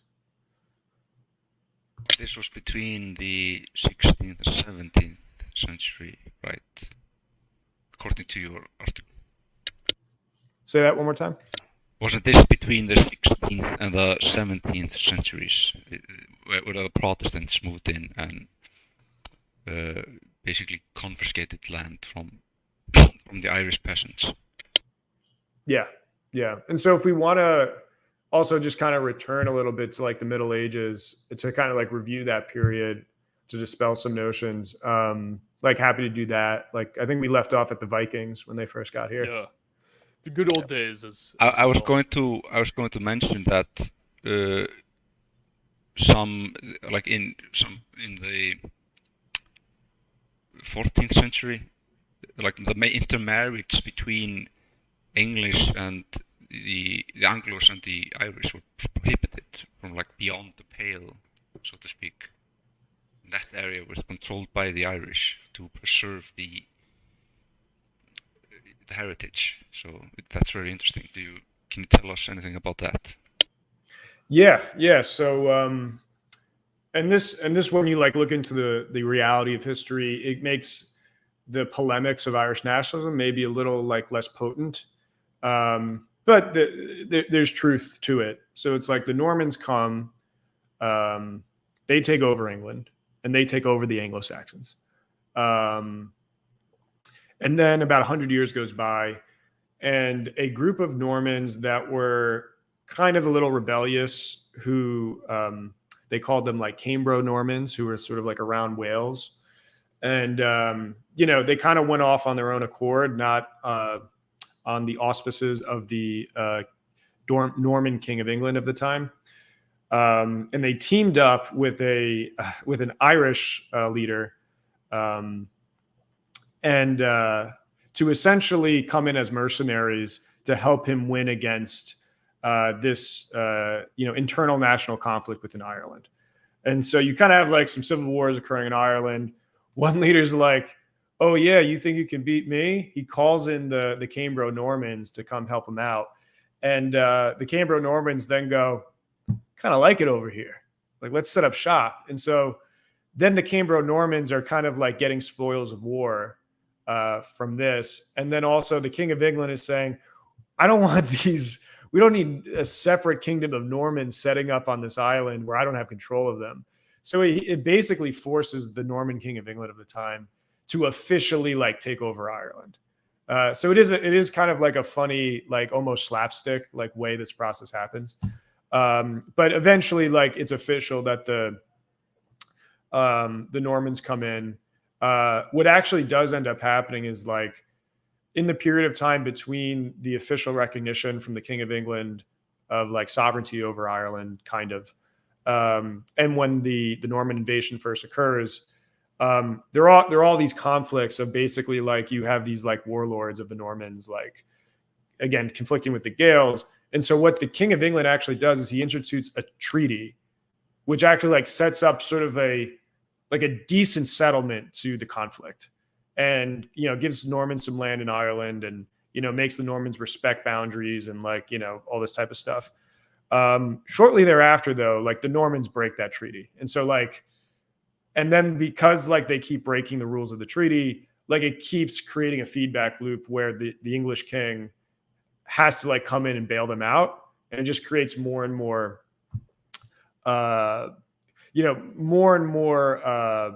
dominance of the Normans in Ireland. And so this is how you get this idea of like, okay, the Normans then conquer Ireland in this period. But then as we go on, it really only takes a hardcore effect in what is known as the Pale, which is basically this capital city of Dublin, which is on basically the middle of the island on the east coast. And there's a huge river, that River Liffey, that goes right through it. So it's a great port. The Vikings kind of did a lot to settle it. So kudos to you guys. But so like that's where the seat of power for the Normans were. And the idea of like going beyond the Pale becomes this moniker that we still use today to say like you're going beyond civilization, or that's beyond sort of like norms, because like everywhere outside of like kind of like what is today the metropolitan area of Dublin, like everything outside of that in Middle Age Ireland was Gaelic dominated for the most part. There were pockets of Norman control and sort of Norman castles that were proliferating. But for the most part, like the Irish and the Gaels held on pretty well. But then some really important events happen. The 100 Years' War is huge, because this totally centers all the attention of the Normans in England on preserving their empire in France. And so now everything has to go and make sure they don't lose those lands. They end up losing them. But for 100 years, they're totally focused on that. That leaves a lot of the Normans in Ireland sort of, they don't have their sugar daddy anymore. So like there's this poor attention that's paid to them. They're not getting the supplies they need. They're not getting the reinforcements they need. So there's like a weakness that comes in for the Normans. And so that's a huge effect. The 100 Years' War also has a huge effect in basically assimilating Normans and English, or Normans and Anglo-Saxons, into what we call English. And you would probably have more separateness of a Norman elite class and Anglo-Saxons as like as a commoner class if they held on to their French lands. So it's like through like being backed into the corner, they had to like assimilate. And so by the end of the 100 Years' War, you basically have them like starting to like discard French as their primary spoken language, and like the Norman king of England starts to speak English as his primary language. So then like in Ireland, like the Normans over there aren't getting paid attention to. They're not getting supplies. And then one of the things that like really screws them up is the Black Death. So the Black Plague goes all over Europe. And the funny thing about a plague is that if you're in an urban area which has terrible sanitation and you're trading with other people and you're like getting rats brought in from the ships, like you are disproportionately going to have a impact of the plague on your population versus the Gaels, which were pastoralists still for the most part, much more rural, much more spread out, less trading with the outside world at that time. And so the Normans disproportionately get hit very, very hard by the Black Plague. And there's accounts you can read of sort of like trying to estimate the population disparities between why the Gaels in the rural lands aren't getting affected and why, Normans in castles and trading towns are getting decimated. And so through these two trends basically weaken Norman control. And you can actually see this in like the number of castles built per decade. If you just like chart this, like after this, like the Norman castle building really goes down. And so what this tells us is that the Normans then kind of weaken their control, and this forces them, which was already starting to happen, to intermarry more and more with Gaels and embrace Gaelic culture. And so like that happened from like day one as well. Like the first Cambro Normans that came to invade Ireland, they married Irish daughters of Irish leaders to secure their power. So this process just accelerated after the 100 Years' War and the Black Death, where they became Norman in basically name only. And the English back in England, they were writing about how this was terrible. And this is where they had to do something like the Statutes of Kilkenny, which were a law that basically said you have to stop marrying the Irish. You have to stop speaking Gaelic. You have to stop doing Celtic customs. It was all this stuff to just basically stop this assimilation process. They're having too much fun. They're having too much fun going to the Irish Folk Festival. Get out of the pub. What are you doing? Yeah. So get back to your Protestant work ethic there. Well, yeah, but they didn't have Anglicanism yet. But what was that? Yeah, I think it was like before obviously Rome before the Reformation, but I'm just curious about the type of Irish Catholicism that was supplanted by the Anglos. Like how different was that from the the English Catholic Church that later became the Anglican Church? Yeah, I think there is a narrative that says like the Irish were crazy doing their own thing with Catholicism up until the Normans, who brought righteous Orthodox Catholicism to them. So there's a narrative like that. I think it's wrong. I think there's something to be said about the nuances of the emphasis on monastic orders in Ireland and how that played a very significant role in Irish Catholicism versus the continent. But I don't think like there's really scant evidence to suggest that, which there's like an ancient medieval author, Gerald of Wales, who wrote from like sort of the English perspective. He basically wrote like a propaganda piece justifying the Norman invasion and, saying the Irish, were a bunch of like pagans still, and they didn't care about Catholicism. They needed to be righteously converted or set their ways. Was that the one mentioning the horse sacrifice?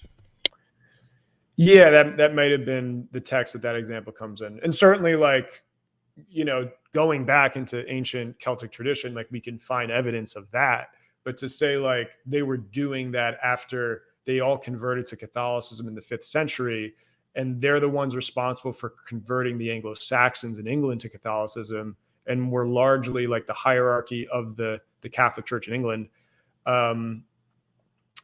Like it just like doesn't make sense. Like you're talking about the 400s to the 1200s, and somehow by the 1200s, the Irish were still like not Catholic or something. Like it just doesn't add up. So you would say that identity or the hallmark of Irish Catholicism, like primal Irish Catholicism, is or was like heavy emphasis on monasticism, and also I heard that they did not translate the Bible in Latin but in Gaelic. Is that true? I don't know about that specific issue. I know that, I mean, they were writing Latin in the 5th century. They were translating everything into Latin. You know, they gave Gaelic the Latin alphabet. Using the Latin alphabet to translate in Gaelic, applying it to Gaelic. Yeah, I mean, like they created Gaelic literature in the Latin alphabet alongside Latin literature in the Latin alphabet. I don't see it as like a contentious issue, the fact that they were doing that. They were also recording in Latin, you know, the Irish mythologies. So, you know, maybe someone could take umbrage with that. But it's like, you know, these were all sanctioned clerics, and there was no problem up until the 12th century. And so this is where, again, it's this weird thing where between the 5th and the like kind of 12th century, there was no real problem with the Irish Catholics. And then because the Normans decide to come in, all of a sudden, like, oh yeah, there's this huge problem with them. And there's like this thing called the Law to Better, which is allegedly a sanctioning by the Roman Catholic Pope to like invade Ireland and do this. But there's like 2 points on that where it's most likely it's fake, like it's just a forgery, like the English made it up to justify post hoc. And then 2, in the scan evidence that it was real, we find that in all of Catholic Church history, do you know how many English popes there were? Were there any? There was one. The only English pope ever to be put in charge of the Roman Catholic Church corresponded to the time period the Normans invaded Ireland. Convenient.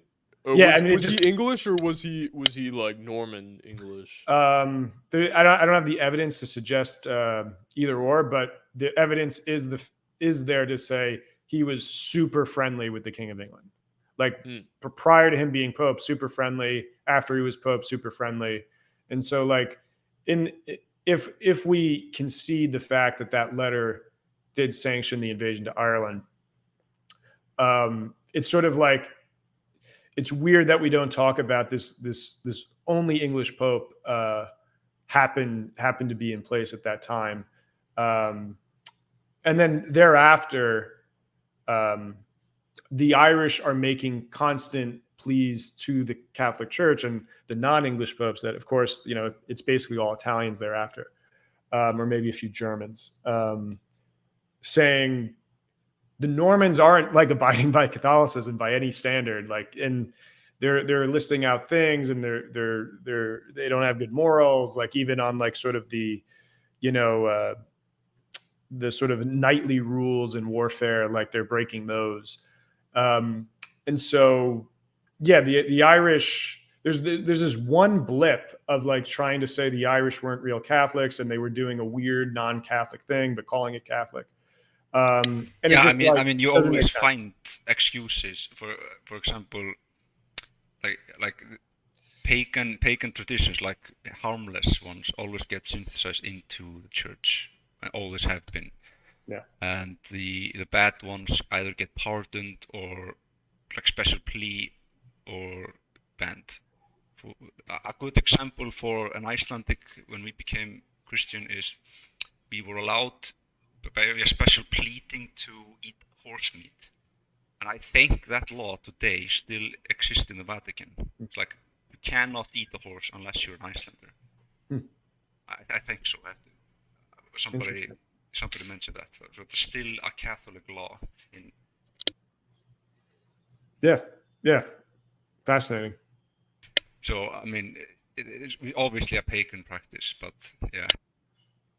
And there's also one, I want to ask you about a book or a tome. It is called Historia Bretonum. Do you know about that? Okay. It's like it's supposed to be a chronology or a record of the Irish ethnogenesis by some British monk in the 9th century. Can you tell us about that, or what that is? I don't know if I'm familiar exactly with the text you're referring to. Like, what is the general idea of it? Yeah, I was hoping you would know. I just heard about it like I think a few days ago, but it's kind of it's an epic. It's obviously a collection of Irish myths mixed in with Genesis 1. Oh, okay. So for example, after the flood, I think Japhet is the father of all Europe, and then there's all of the European stock, and then one of his sons like discovers Ireland, and he goes back to Egypt and like invents Celtic, and it's the first Gaelic. Sorry, it's the first written language ever. I'm not that familiar with it. I haven't read it, all of it, but it's like really it's written very before the sagas, I think. So it's a good example how you can see like willful Christianization of pagan mythology, while contrasted to the sagas, where probably that's not the case. While you do have in the Eddas, to that effect, the beginning of it, where it does begin in Genesis, and then ties into the Germanic gods, and then goes from there. Yes, but what he does when he mentioned Genesis, he keeps it clearly separated from the. Yeah. He says, okay, here is the truth, Genesis, what he thought was truth, and here is the myths that I'm recording. I think the author did not push Christian language himself onto the sagas. I think if you see... Yeah, you can tell there's a distinction between the very beginning. It's very clear that the beginning is, this is Snorri's words. But if you see any Christian themes in the sagas, it's probably because there was a Christian influence on Iceland and all of Scandinavia for like hundreds of years. Before. And also, some of this stuff could be just sort of traces of, you could say, primordial Christian truth lingering within these cultures, that even though they're not Christian, they still have, certain symbolic patterns that remain. Yeah, I was just mentioning this text because you see like this is an actual quote unquote propaganda of the myths versus how they are actually written down. At least that's my opinion of it. Yeah. Well, I know the ideas that you're speaking to, and it's hard to say how much was verbatim from the original mythologies that just from like a historical record perspective they were writing down. How much was their attempt to Christianize? So it's like we're going to keep half of it. We're going to then substitute half Christian themes and elements into it. And then again, like, what was the purpose of that? Was it to redirect, like the fact that like, okay, this paganism and like world building that they did before, like they were trying to then like full circle that back into Christianity. I don't know. I think that broad strokes, we can probably say that from the Irish mythology that we have mainly from the Christian monks that wrote it down and having their Christian hand that probably altered it to some degree. The broad strokes were there were a group of people called the Milesians. These were the Irish. They started as sort of, the descendants of Noah, as you talked about. They were in Scythia. They made their way down into Egypt. One of their leaders married an Egyptian princess. They rounded the Mediterranean and wound up in Spain. And one of them looked over the coast of Spain and saw Ireland, decided we're going to all go there. And then they interacted with the original natives of Ireland. And as far as the mythology goes, I don't know if this is like totally accurate to what the ancients believe themselves, but they fought basically like a nightly war against the natives in a way that was sort of like they could respect them while at the same time conquering them. And then the natives then go underground and they become the Tuath Danann, which are the pagan Irish gods that they then allegedly worship. And so then the Malaysians take over Ireland and they decide to, I believe they name Ireland off of like one of the daughters of the natives that they marry, Iru. And so that's where the land comes from. And then also, again, part of the names, the conceptions of names for the Irish, like I said with Scotland, is the Scotia, the Scoti. And like that ultimately comes down from the idea that the Malaysians married this Egyptian princess, her name was Scotia. And so like, if we're following that train of narrative, like the reason that Scotland is named Scotland is because the ancient Irish married an Egyptian princess. It's a weird trail of events that leads us there. But that's what the Christian monks were writing down. And like, that's how at maybe some point the Irish viewed themselves. It's hard to say like how much of that is truth. Like what was the actual pattern of population migration that the steppe peoples, the specific peoples that would end up being majority of the Irish that settled in 2500 BC to 500 BC. Like how much of that like Scythia to Egypt to Spain to Ireland was true. Is this old myth also like an echo of the bell-beaker migration into the island?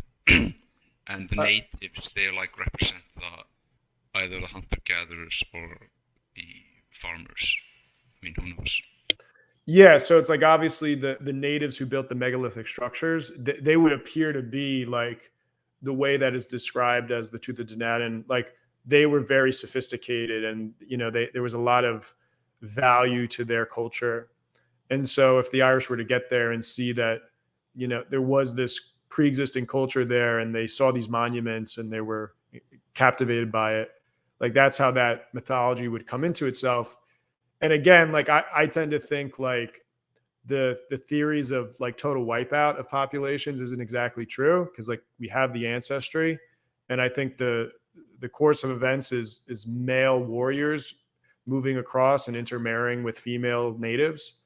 And so the female natives themselves, like they would synthesize the cultures together just naturally. And so I think this idea of like there's like this Scythian and Egyptian element. It's like you're going like from Scythia to Levant into Egypt. I mean, the same thing happened in Mexico, in South America. You see synthesis from the Spaniards, the Spanish conquistadors' culture to the native Mexican lore, like in two generations. So that's a possible hypothesis for why there does seem to be this weird Middle Eastern origin story for the Irish, because maybe that was the fusion of the Anatolian farmer culture. But at the same time, this is really a story of language translation and understanding what cultural artifacts we're talking about. So I've read things that talk about how this story, you could view it another way, and there's other sources that present it another way, where like the idea of Spain and like where they came from before Spain, that's not exactly like how they may have viewed it themselves. And it may have been more coherent to how ancient Greeks saw it. And then this speaks to the wider, like generalized steppe migration, like culture, like dividing itself across different groups. Is that what actually was going on was like the words that they were using to describe where they came from was land of the dead. And like, or you could like find a word like Tartarus as a way of describing that. And so in a lot of ways, you could view of what they were really talking about is like they understood themselves as they were like coming out of a land of the dead, or how they view it as a land of like something about it was desolate, and they were like arriving in this new place where and perhaps this was because there were huge forests and there wasn't on the steppe, and like they were adjacent to the Middle Eastern high cultures. And one of the things about the steppe was that they were selling like metal works down to the Middle East. And so there were interactions where they were kind of seeing stuff going on. And actually, I think where ultimately the dichotomy of land of the dead comes from and like land of the life is the fact that the Middle Eastern cultures, like I said, they had surplus yields. And that if you're in the river valleys, like you had these like flourishing cultures. Like think of the floating gardens of like Babylon. It's also like a Bronze Age perspective on like the supernatural. Yeah. Different worlds or different, lands, the land of the gods or the land of the dead. You can literally sail and land there. I mean, I bet, the Vikings believed that Asgard, if you sailed long enough, you would find, Asgard. Yeah. And so like, and going back further, like the reason there's steppe peoples is because the Middle Eastern agricultural cultures, a pastoralist eventually left them. Like that's how they got up there. And so the idea for them was like, we're leaving the river valleys that have life, and we're going into these places that don't have like these big rivers and these big agricultural systems. And we have to like make it on our weird pastoral culture. And so like, this is where the dichotomy of land of life, land of the dead come in. So then when you start to view the translations of the Irish story as they're coming from the land of the dead, it actually perfectly links up with this idea of originating out of the steppe and moving across.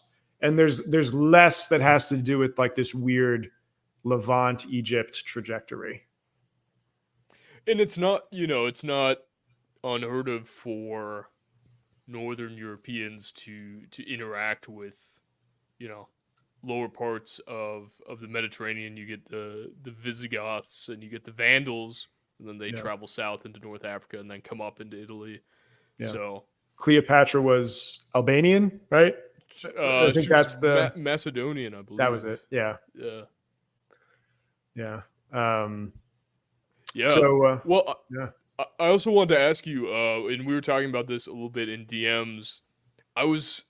I'd been frustrated because I wasn't finding detailed demographic data that I was curious about in regards to, the current makeup of Americans and how many Americans are, XYZ. They're like, all right, how many Americans are German? How many Americans are part German, part Irish, or part English, or what's the granular detail here? And some of that doesn't exist, but you did tip me off that there is a spot on the U.S. Census where they actually do have more granular data on that. So I went through and pulled up some of that, and I thought this was kind of interesting to our discussion. Let me get the numbers here. So in terms of the data, it must have been from the 2020 census, but Mark said it's 2021. In terms of those who label themselves as solely one ethnicity in the U.S. among Germans, there are, and this is for the sort of European diaspora in America, Germans are at 13.6 million, English at 12.4 million, and this isn't all the European ones, but this is just a few of the highlights. Irish are at 8.9 million, Scottish 1.5 million, Polish 2.7 million, Norwegians are at 1.2 million, and Swedes are at 0.74 million. So I guess there is data, and it's interesting to see, data of people who are solely from one European ethnic background. Now, I'm curious how many of those people are just like older folks, because they got married a lot earlier, and how many of those people are younger. Do you have any thoughts on that? Because I mean, some of these groups you've talked a little bit about how some groups did kind of stay coherent for a while in America, despite even living in like metro areas. Yeah, so I can say that census data seems to be fairly correct. I correlate it with a study on marriage patterns in the United States, which talked about that like 25% of a given European group in America marries within itself. And so if we look at it from that point of view, so people that report themselves as Irish ancestry as a single origin at 9 million, that would lead us to believe, okay, if that's 25%, then the resulting, times 4 would be, like 36. And that's approximately the number for total like people that have Irish ancestry of some sort in America.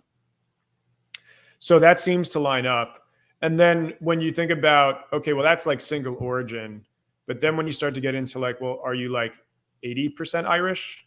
Like, do you view yourself as Irish in that regard? Or are you 75%? Like, let's take this example, not to say anything about his politics, but like, does anyone doubt Joe Biden is Irish or that he thinks of himself as an Irish guy? Like, that's where someone made the claim that Biden is an English surname. Yeah. So, but this is the thing. It's like Biden literally is an English surname. So just like that alone, English surname.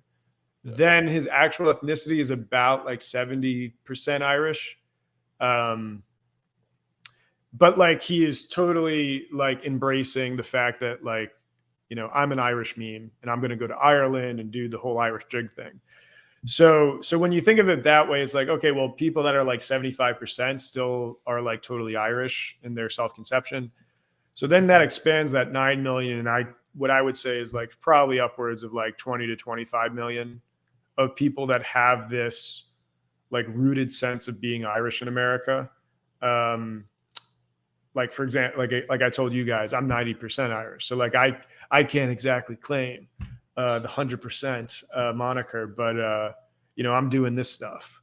So so I think this census data is interesting because it dispels sort of this idea that like Americans are all just sort of like totally disconnected from their historic European origins and heritage, when like that's certainly true for some people, and that's certainly true for some regions of the United States, but it's not true for all regions and all peoples in the United States. And making people aware of that is important, because then it sort of like brings up the idea of like, okay, well, now there's a coherent block to work with that like everyone still self-conceptualizes this way. Yeah, and you were talking about with the author that you had an interview with a couple of years back, or that you hosted on your show. You were talking about how there's this enormous, you could say, human capital. Or if you need to take that. No, sorry. Yeah, the phone went off. Keep going. Yeah, that you can look at the Irish diaspora in America as this like enormous pool of human capital to draw from, as this like connection point. Do you see in the future? I mean, what do you envision as like a possible future for the Irish in America and their relation to the Irish in the homeland? Yeah, well, I would say like I'm a functional identity crisis, and I've made peace with that. So it's like, this is just my lot in life. I do stuff in Ireland, and I'm very into Irish nationalism, but I'm an American citizen. I grew up in America. I have an American accent. Currently, I live in Arizona, which is like drastically like different than Ireland or even the Northeast. So it's like, it's a challenge. Like, you can't just snap your fingers and make this stuff happen, whether it's like the ideological movement of it, or if it's like just like the resources to like make it a reality. So it's more about just like kind of preparing the slow march of history of, waking people up to this, giving them the idea that it's okay to like think about these ideas and like think that it's a real possibility. And I think and that's where it's like I said, we're at the restart of history right now. Yeah. The paychecks have stopped. Yeah. Like, it feels like we're still very early on in any sort of reconnection process for people to even have the mental tools to even think about that. I feel like we're very much early days, because I I'll run into guys that I know or friends that I have that are my age that are, actually quite a few Swede Norwegians in the Midwest area, but or Germans or so forth, but they don't really, even if they recognize that that's their background, they don't have the tools or the any of the sort of historical, biological, mythological framework to see that as being significant or connected to their own lives in like a real significant way. And it's even the same with a lot of the heritage institutions that exist. It's like they only, they preserve some of the traditions and heritage and connections, but they don't. If you were to ask them why, they couldn't really give you much of an answer as to why it's important to them. It's just something that they kind of feel like they should be doing. I mean, it's interesting to them, but they can't express consciously why there's value in that. I mean, as an Irish American, do you want to identify? Oh, I thought you were saying. Fuel there. I thought you were saying like as an Irish American myself. No, I'm sorry. As an Irish American, like, would Irish Americans identify with 4,000 or like Gen Z or younger in this case? Like, will they identify with 4,000 years of very rich and epic history and mythology, or are they going to identify with Breezewood and TikTok? That's like a really tough choice. Yeah. And so I think implicitly a lot of them like just do. It's just a natural like fish swimming in water situation where, they kind of get it. Like there's this like meme of Irish Americans like loving to like call themselves Celtic and all that. And so it's like, like if you're calling yourself Celtic, you're not calling yourself Catholic, you're calling yourself Celtic. So that's our 4,000-year-old. There's one point I have to make about that. Like, are the Irish Celts? Because I heard that, like, the Celts did invade that area some time ago. Am I correct? Before. Yeah. So sorry. I was wondering, like, they didn't speak. Or did they speak a Celtic language before that invasion? Or sorry, go ahead. Yeah. So this is actually like a very like ongoing controversial subject, and it's been like made alive again because of ancient DNA. So there was sort of like an older myth, or like within like university history circles and like propaganda, like the Celts never existed. So like that was like one like academic myth, and like that's basically like kind of been disproven. And a lot of the Romantic nationalists also like, even though maybe they weren't always like as accurate, like they were pushing back against that. But then like more like as ancient DNA evidence came out and like just better archaeology, like we can like there was a Celtic people obviously, and then to whatever degree it was cultural or it was like a coherent like ethnic bloc, that's maybe a more nuanced thing. But in terms of the Irish and more so the British Isles, it seems to be the case that there was like a Celtic wipeout of whoever was the steppe peoples that were in England, and exactly whoever they were, like the Celts that became the Celts of Britain, the Britons that the Anglo-Saxons beat back. It does seem to be like they came in, they had a war, and they just like genocided those people. In Ireland, however, the DNA evidence doesn't really suggest that. Like there's no evidence that happened. And so the weird thing is like, so more of that original steppe culture survived in Ireland. Yeah. But so then the interesting thing is like, well, like the Celtic language is a big measuring stick of deciding like cultural transfer. And so then how did the Celtic language get to Ireland if there wasn't a massive population transfer? And so it kind of boggles the mind. Like it really is like a question mark right now. And so I think the best explanation could be that like Celtic Druidism was at the time a little bit of a recent phenomenon than people give it credit for. And that became this mobile transnational thing that circulated between Gaul, Iberia, and the British Isles.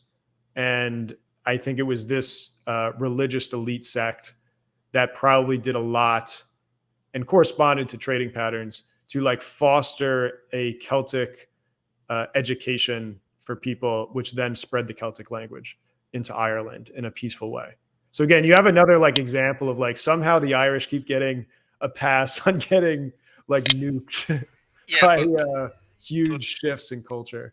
To like to identify them, you know, to explain what they are is essentially, you know, they speak a Celtic language, but you know the Celts, you know, they're still, aren't they also descendant from the Yamna conquerors?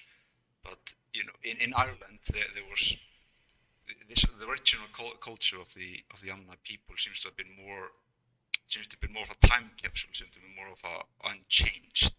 And then the Celts, after they had changed, they invaded Ireland, but the Ireland didn't change as much as other Celtic people or other cultures did. So it's kind of a Celts, Bellbeakers, you know, original Bellbeakers, relatively unchanged, plus Celtic influence.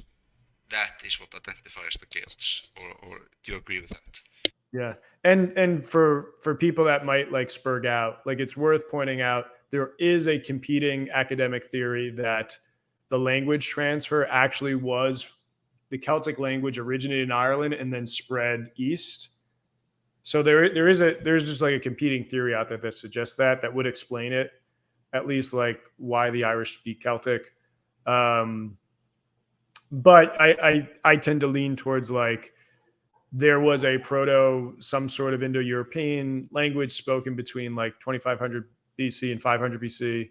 And then again, like from like 500 BC to like 580, that's when like the Celtic language is introduced. And then there's like this, and again, to what degree then, like how similar were those cultures? Like how much overlap happened, how much sort of what was left behind, what was absorbed. That's really an open question. And it's hard for us to know because of oral tradition.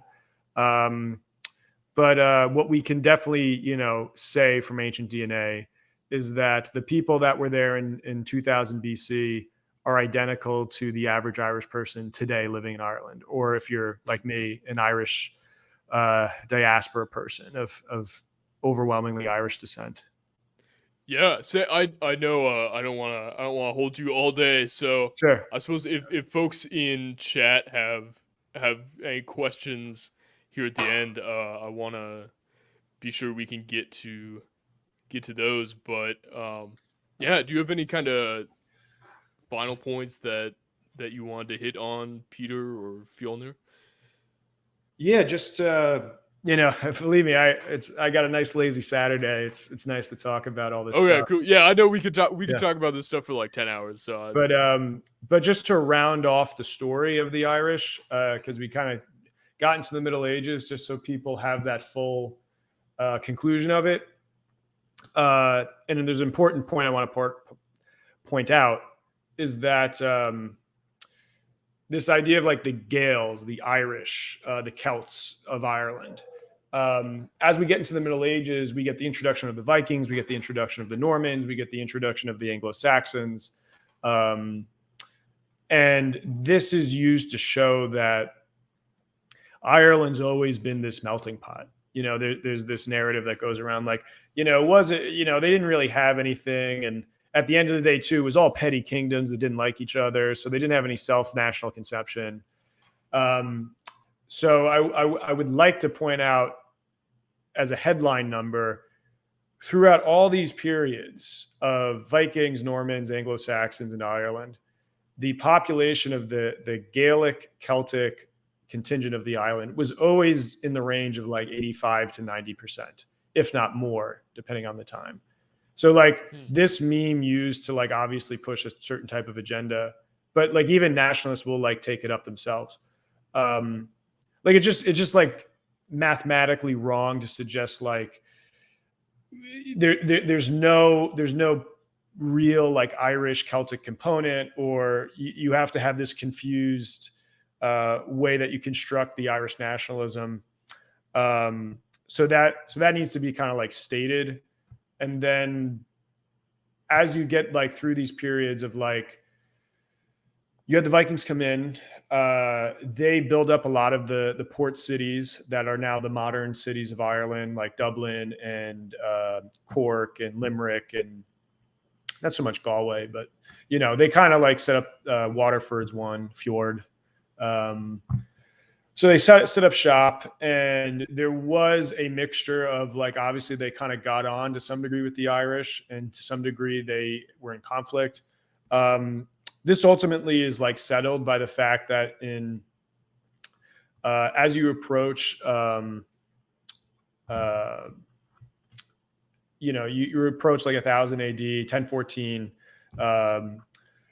the battle with the High King of Ireland, the king of all of Ireland, the nation of Ireland, which, you know, people tend to forget that they had a high king again since like 2000 BC. A hard won position, from what I understand. Yeah. So it's like, so you have the High King of Ireland unite all of the clans of Ireland to basically have a civilizational war against the Vikings that were in Ireland. And to all you need was just a little push. You just need a little encouragement. Yeah. And funny enough, too, it's like you need a good villain, you know, good op. Well, Siegfried, you know, Siegfried, I believe, was half Irish too. So like, to the point that this event becomes a convoluted story of like that is used to say like the Irish don't exist. Like that's where a lot of these stories end up like concluding. Like the Irish don't exist because it's all confusing and like no one's one thing and all this. But like civilizationally, we know Siegfried and what he represented, and the extended family of soldiers that he was calling from the Nordic world. You know, they were representing this Viking and Scandinavian culture coming into Ireland, and Brian Boru was representing like the resurgence of a Gaelic culture, and Catholic for that matter. And that this war is fought on the principle of, you know, who's going to rule and dominate the island, kind of. And again, this wasn't so much like a story of like high-minded ideals to some degree. Like Brian Boru, like he did not like Vikings because his entire family was butchered by them. So like, and again, this is a different time period. There were different rules and all this stuff, but like he had a gripe. And so like this was passion. This was a guy that was not confused about like who the friend versus enemy distinction was. And so then basically, in terms of like the zeitgeist, the civilizational conflict, the Vikings then are defeated within Ireland. And to the degree that Vikings as a people and Scandinavians existed in Ireland at that time, they assimilate into Irish culture. And there are strands where that assimilation results in respect for like the heritage of Scandinavians in Ireland. There's I believe the class of warrior called the Gallowglass is very directly related to this idea of these were descendants of Vikings, and now they form like a type of specialized unit in Irish warfare. And like now that's totally incorporated into the dominant overarching Gaelic culture. And they fought a lot on behalf of Gaels and Irish lords, right? Is that the case? 13th, like I was reading, 13th through 16th century was roughly when the Gallowglass warriors were in their prime. Yeah, but then like this again, Norse like scale, this Norse scale, Norse scale becomes abstracted because it's like because then if you're 10% of the population and there's 90%, and you cut off the flow of new Scandinavian immigrants, you're ethnically going to assimilate into like you're marrying Irish girls, your Scandinavian girls are marrying Irish men. So the idea of like this distinction of like ethnicity and culture becomes sort of a moot point outside of this artifact that like, okay, we're somewhat a remnant of Norse Gaelic identity, and there's a specialized unit sort of around that identity, but it is totally coherent and in service of representing this this dominant culture. And I would say, just to put it that the same way, like eventually, like years down the road, the Irish would be exiled and would fight in many European wars as soldiers and also as specialized units.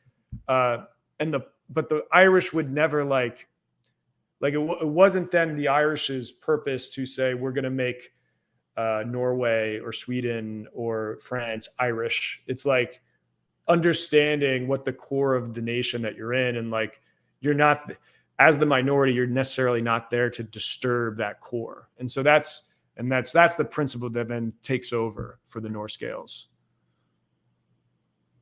Yeah, no, I mean that's one of these kind of niches of history that I want to drill into more, because it's really fascinating. And I also wanted to hear from you, what was the experience like, or the feeling of arriving in Ireland for the first time and then living there for a while? What was the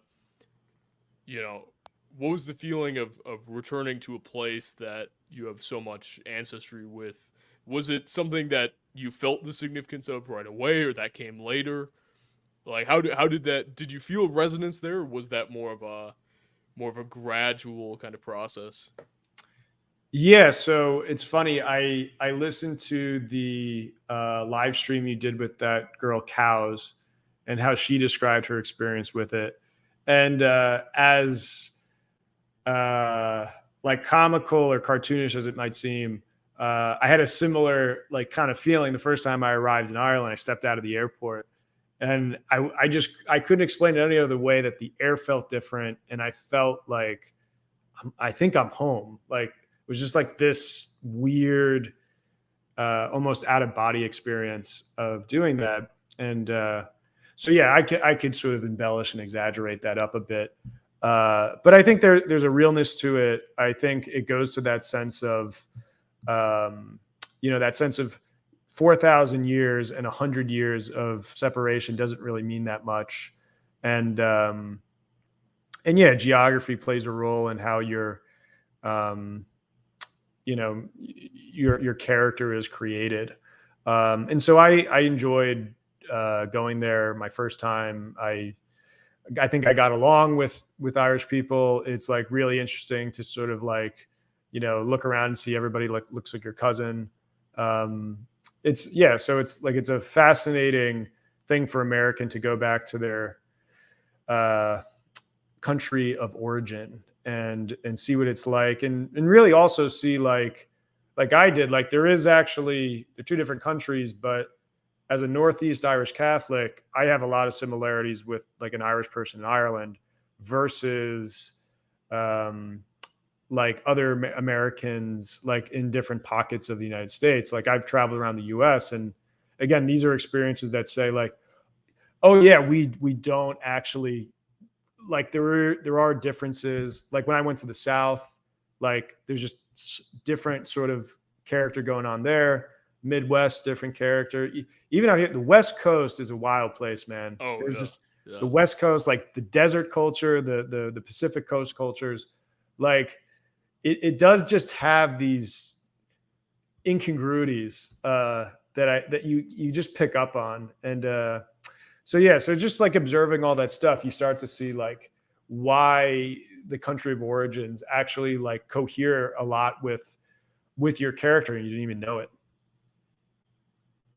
100%. Yeah.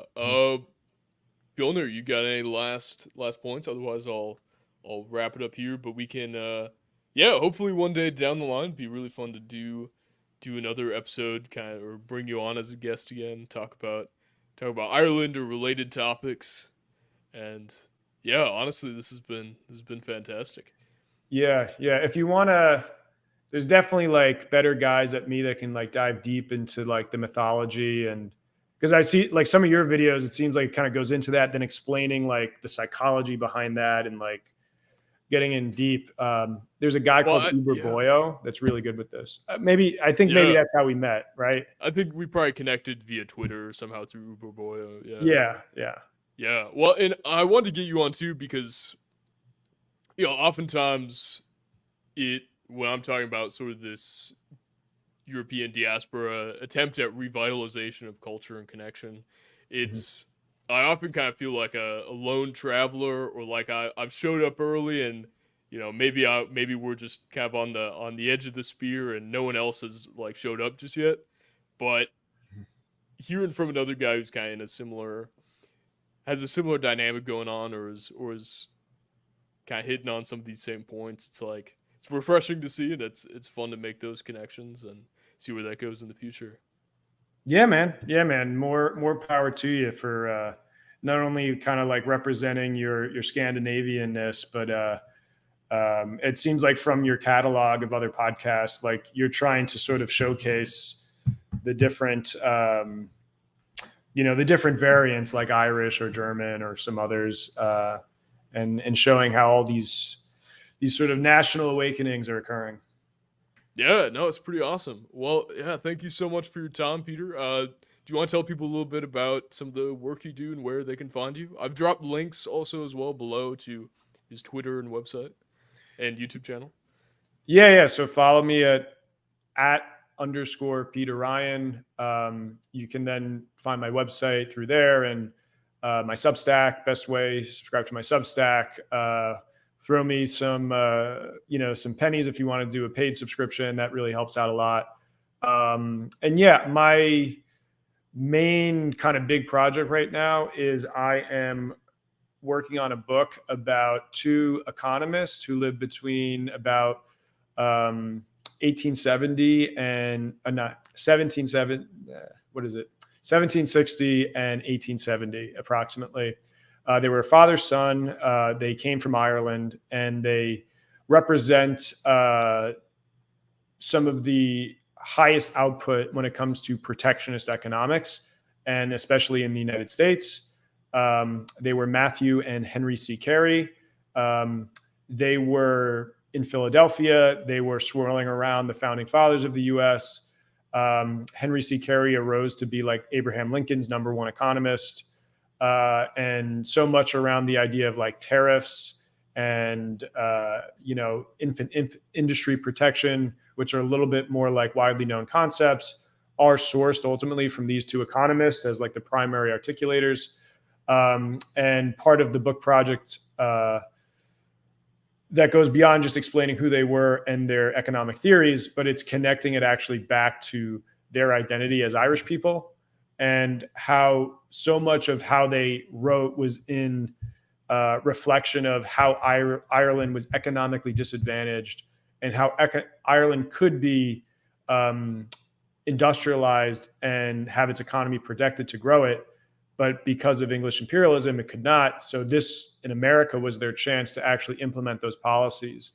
And so a lot of what they talked about was also fueled with sort of this Anglophobic, in an intellectual sense, of this idea I talked about too with Frederick List, of people looking at the British Empire and the economic ideas they were exporting as these like neutral objective facts, but then seeing it as sort of this insidious way of like cucking nations.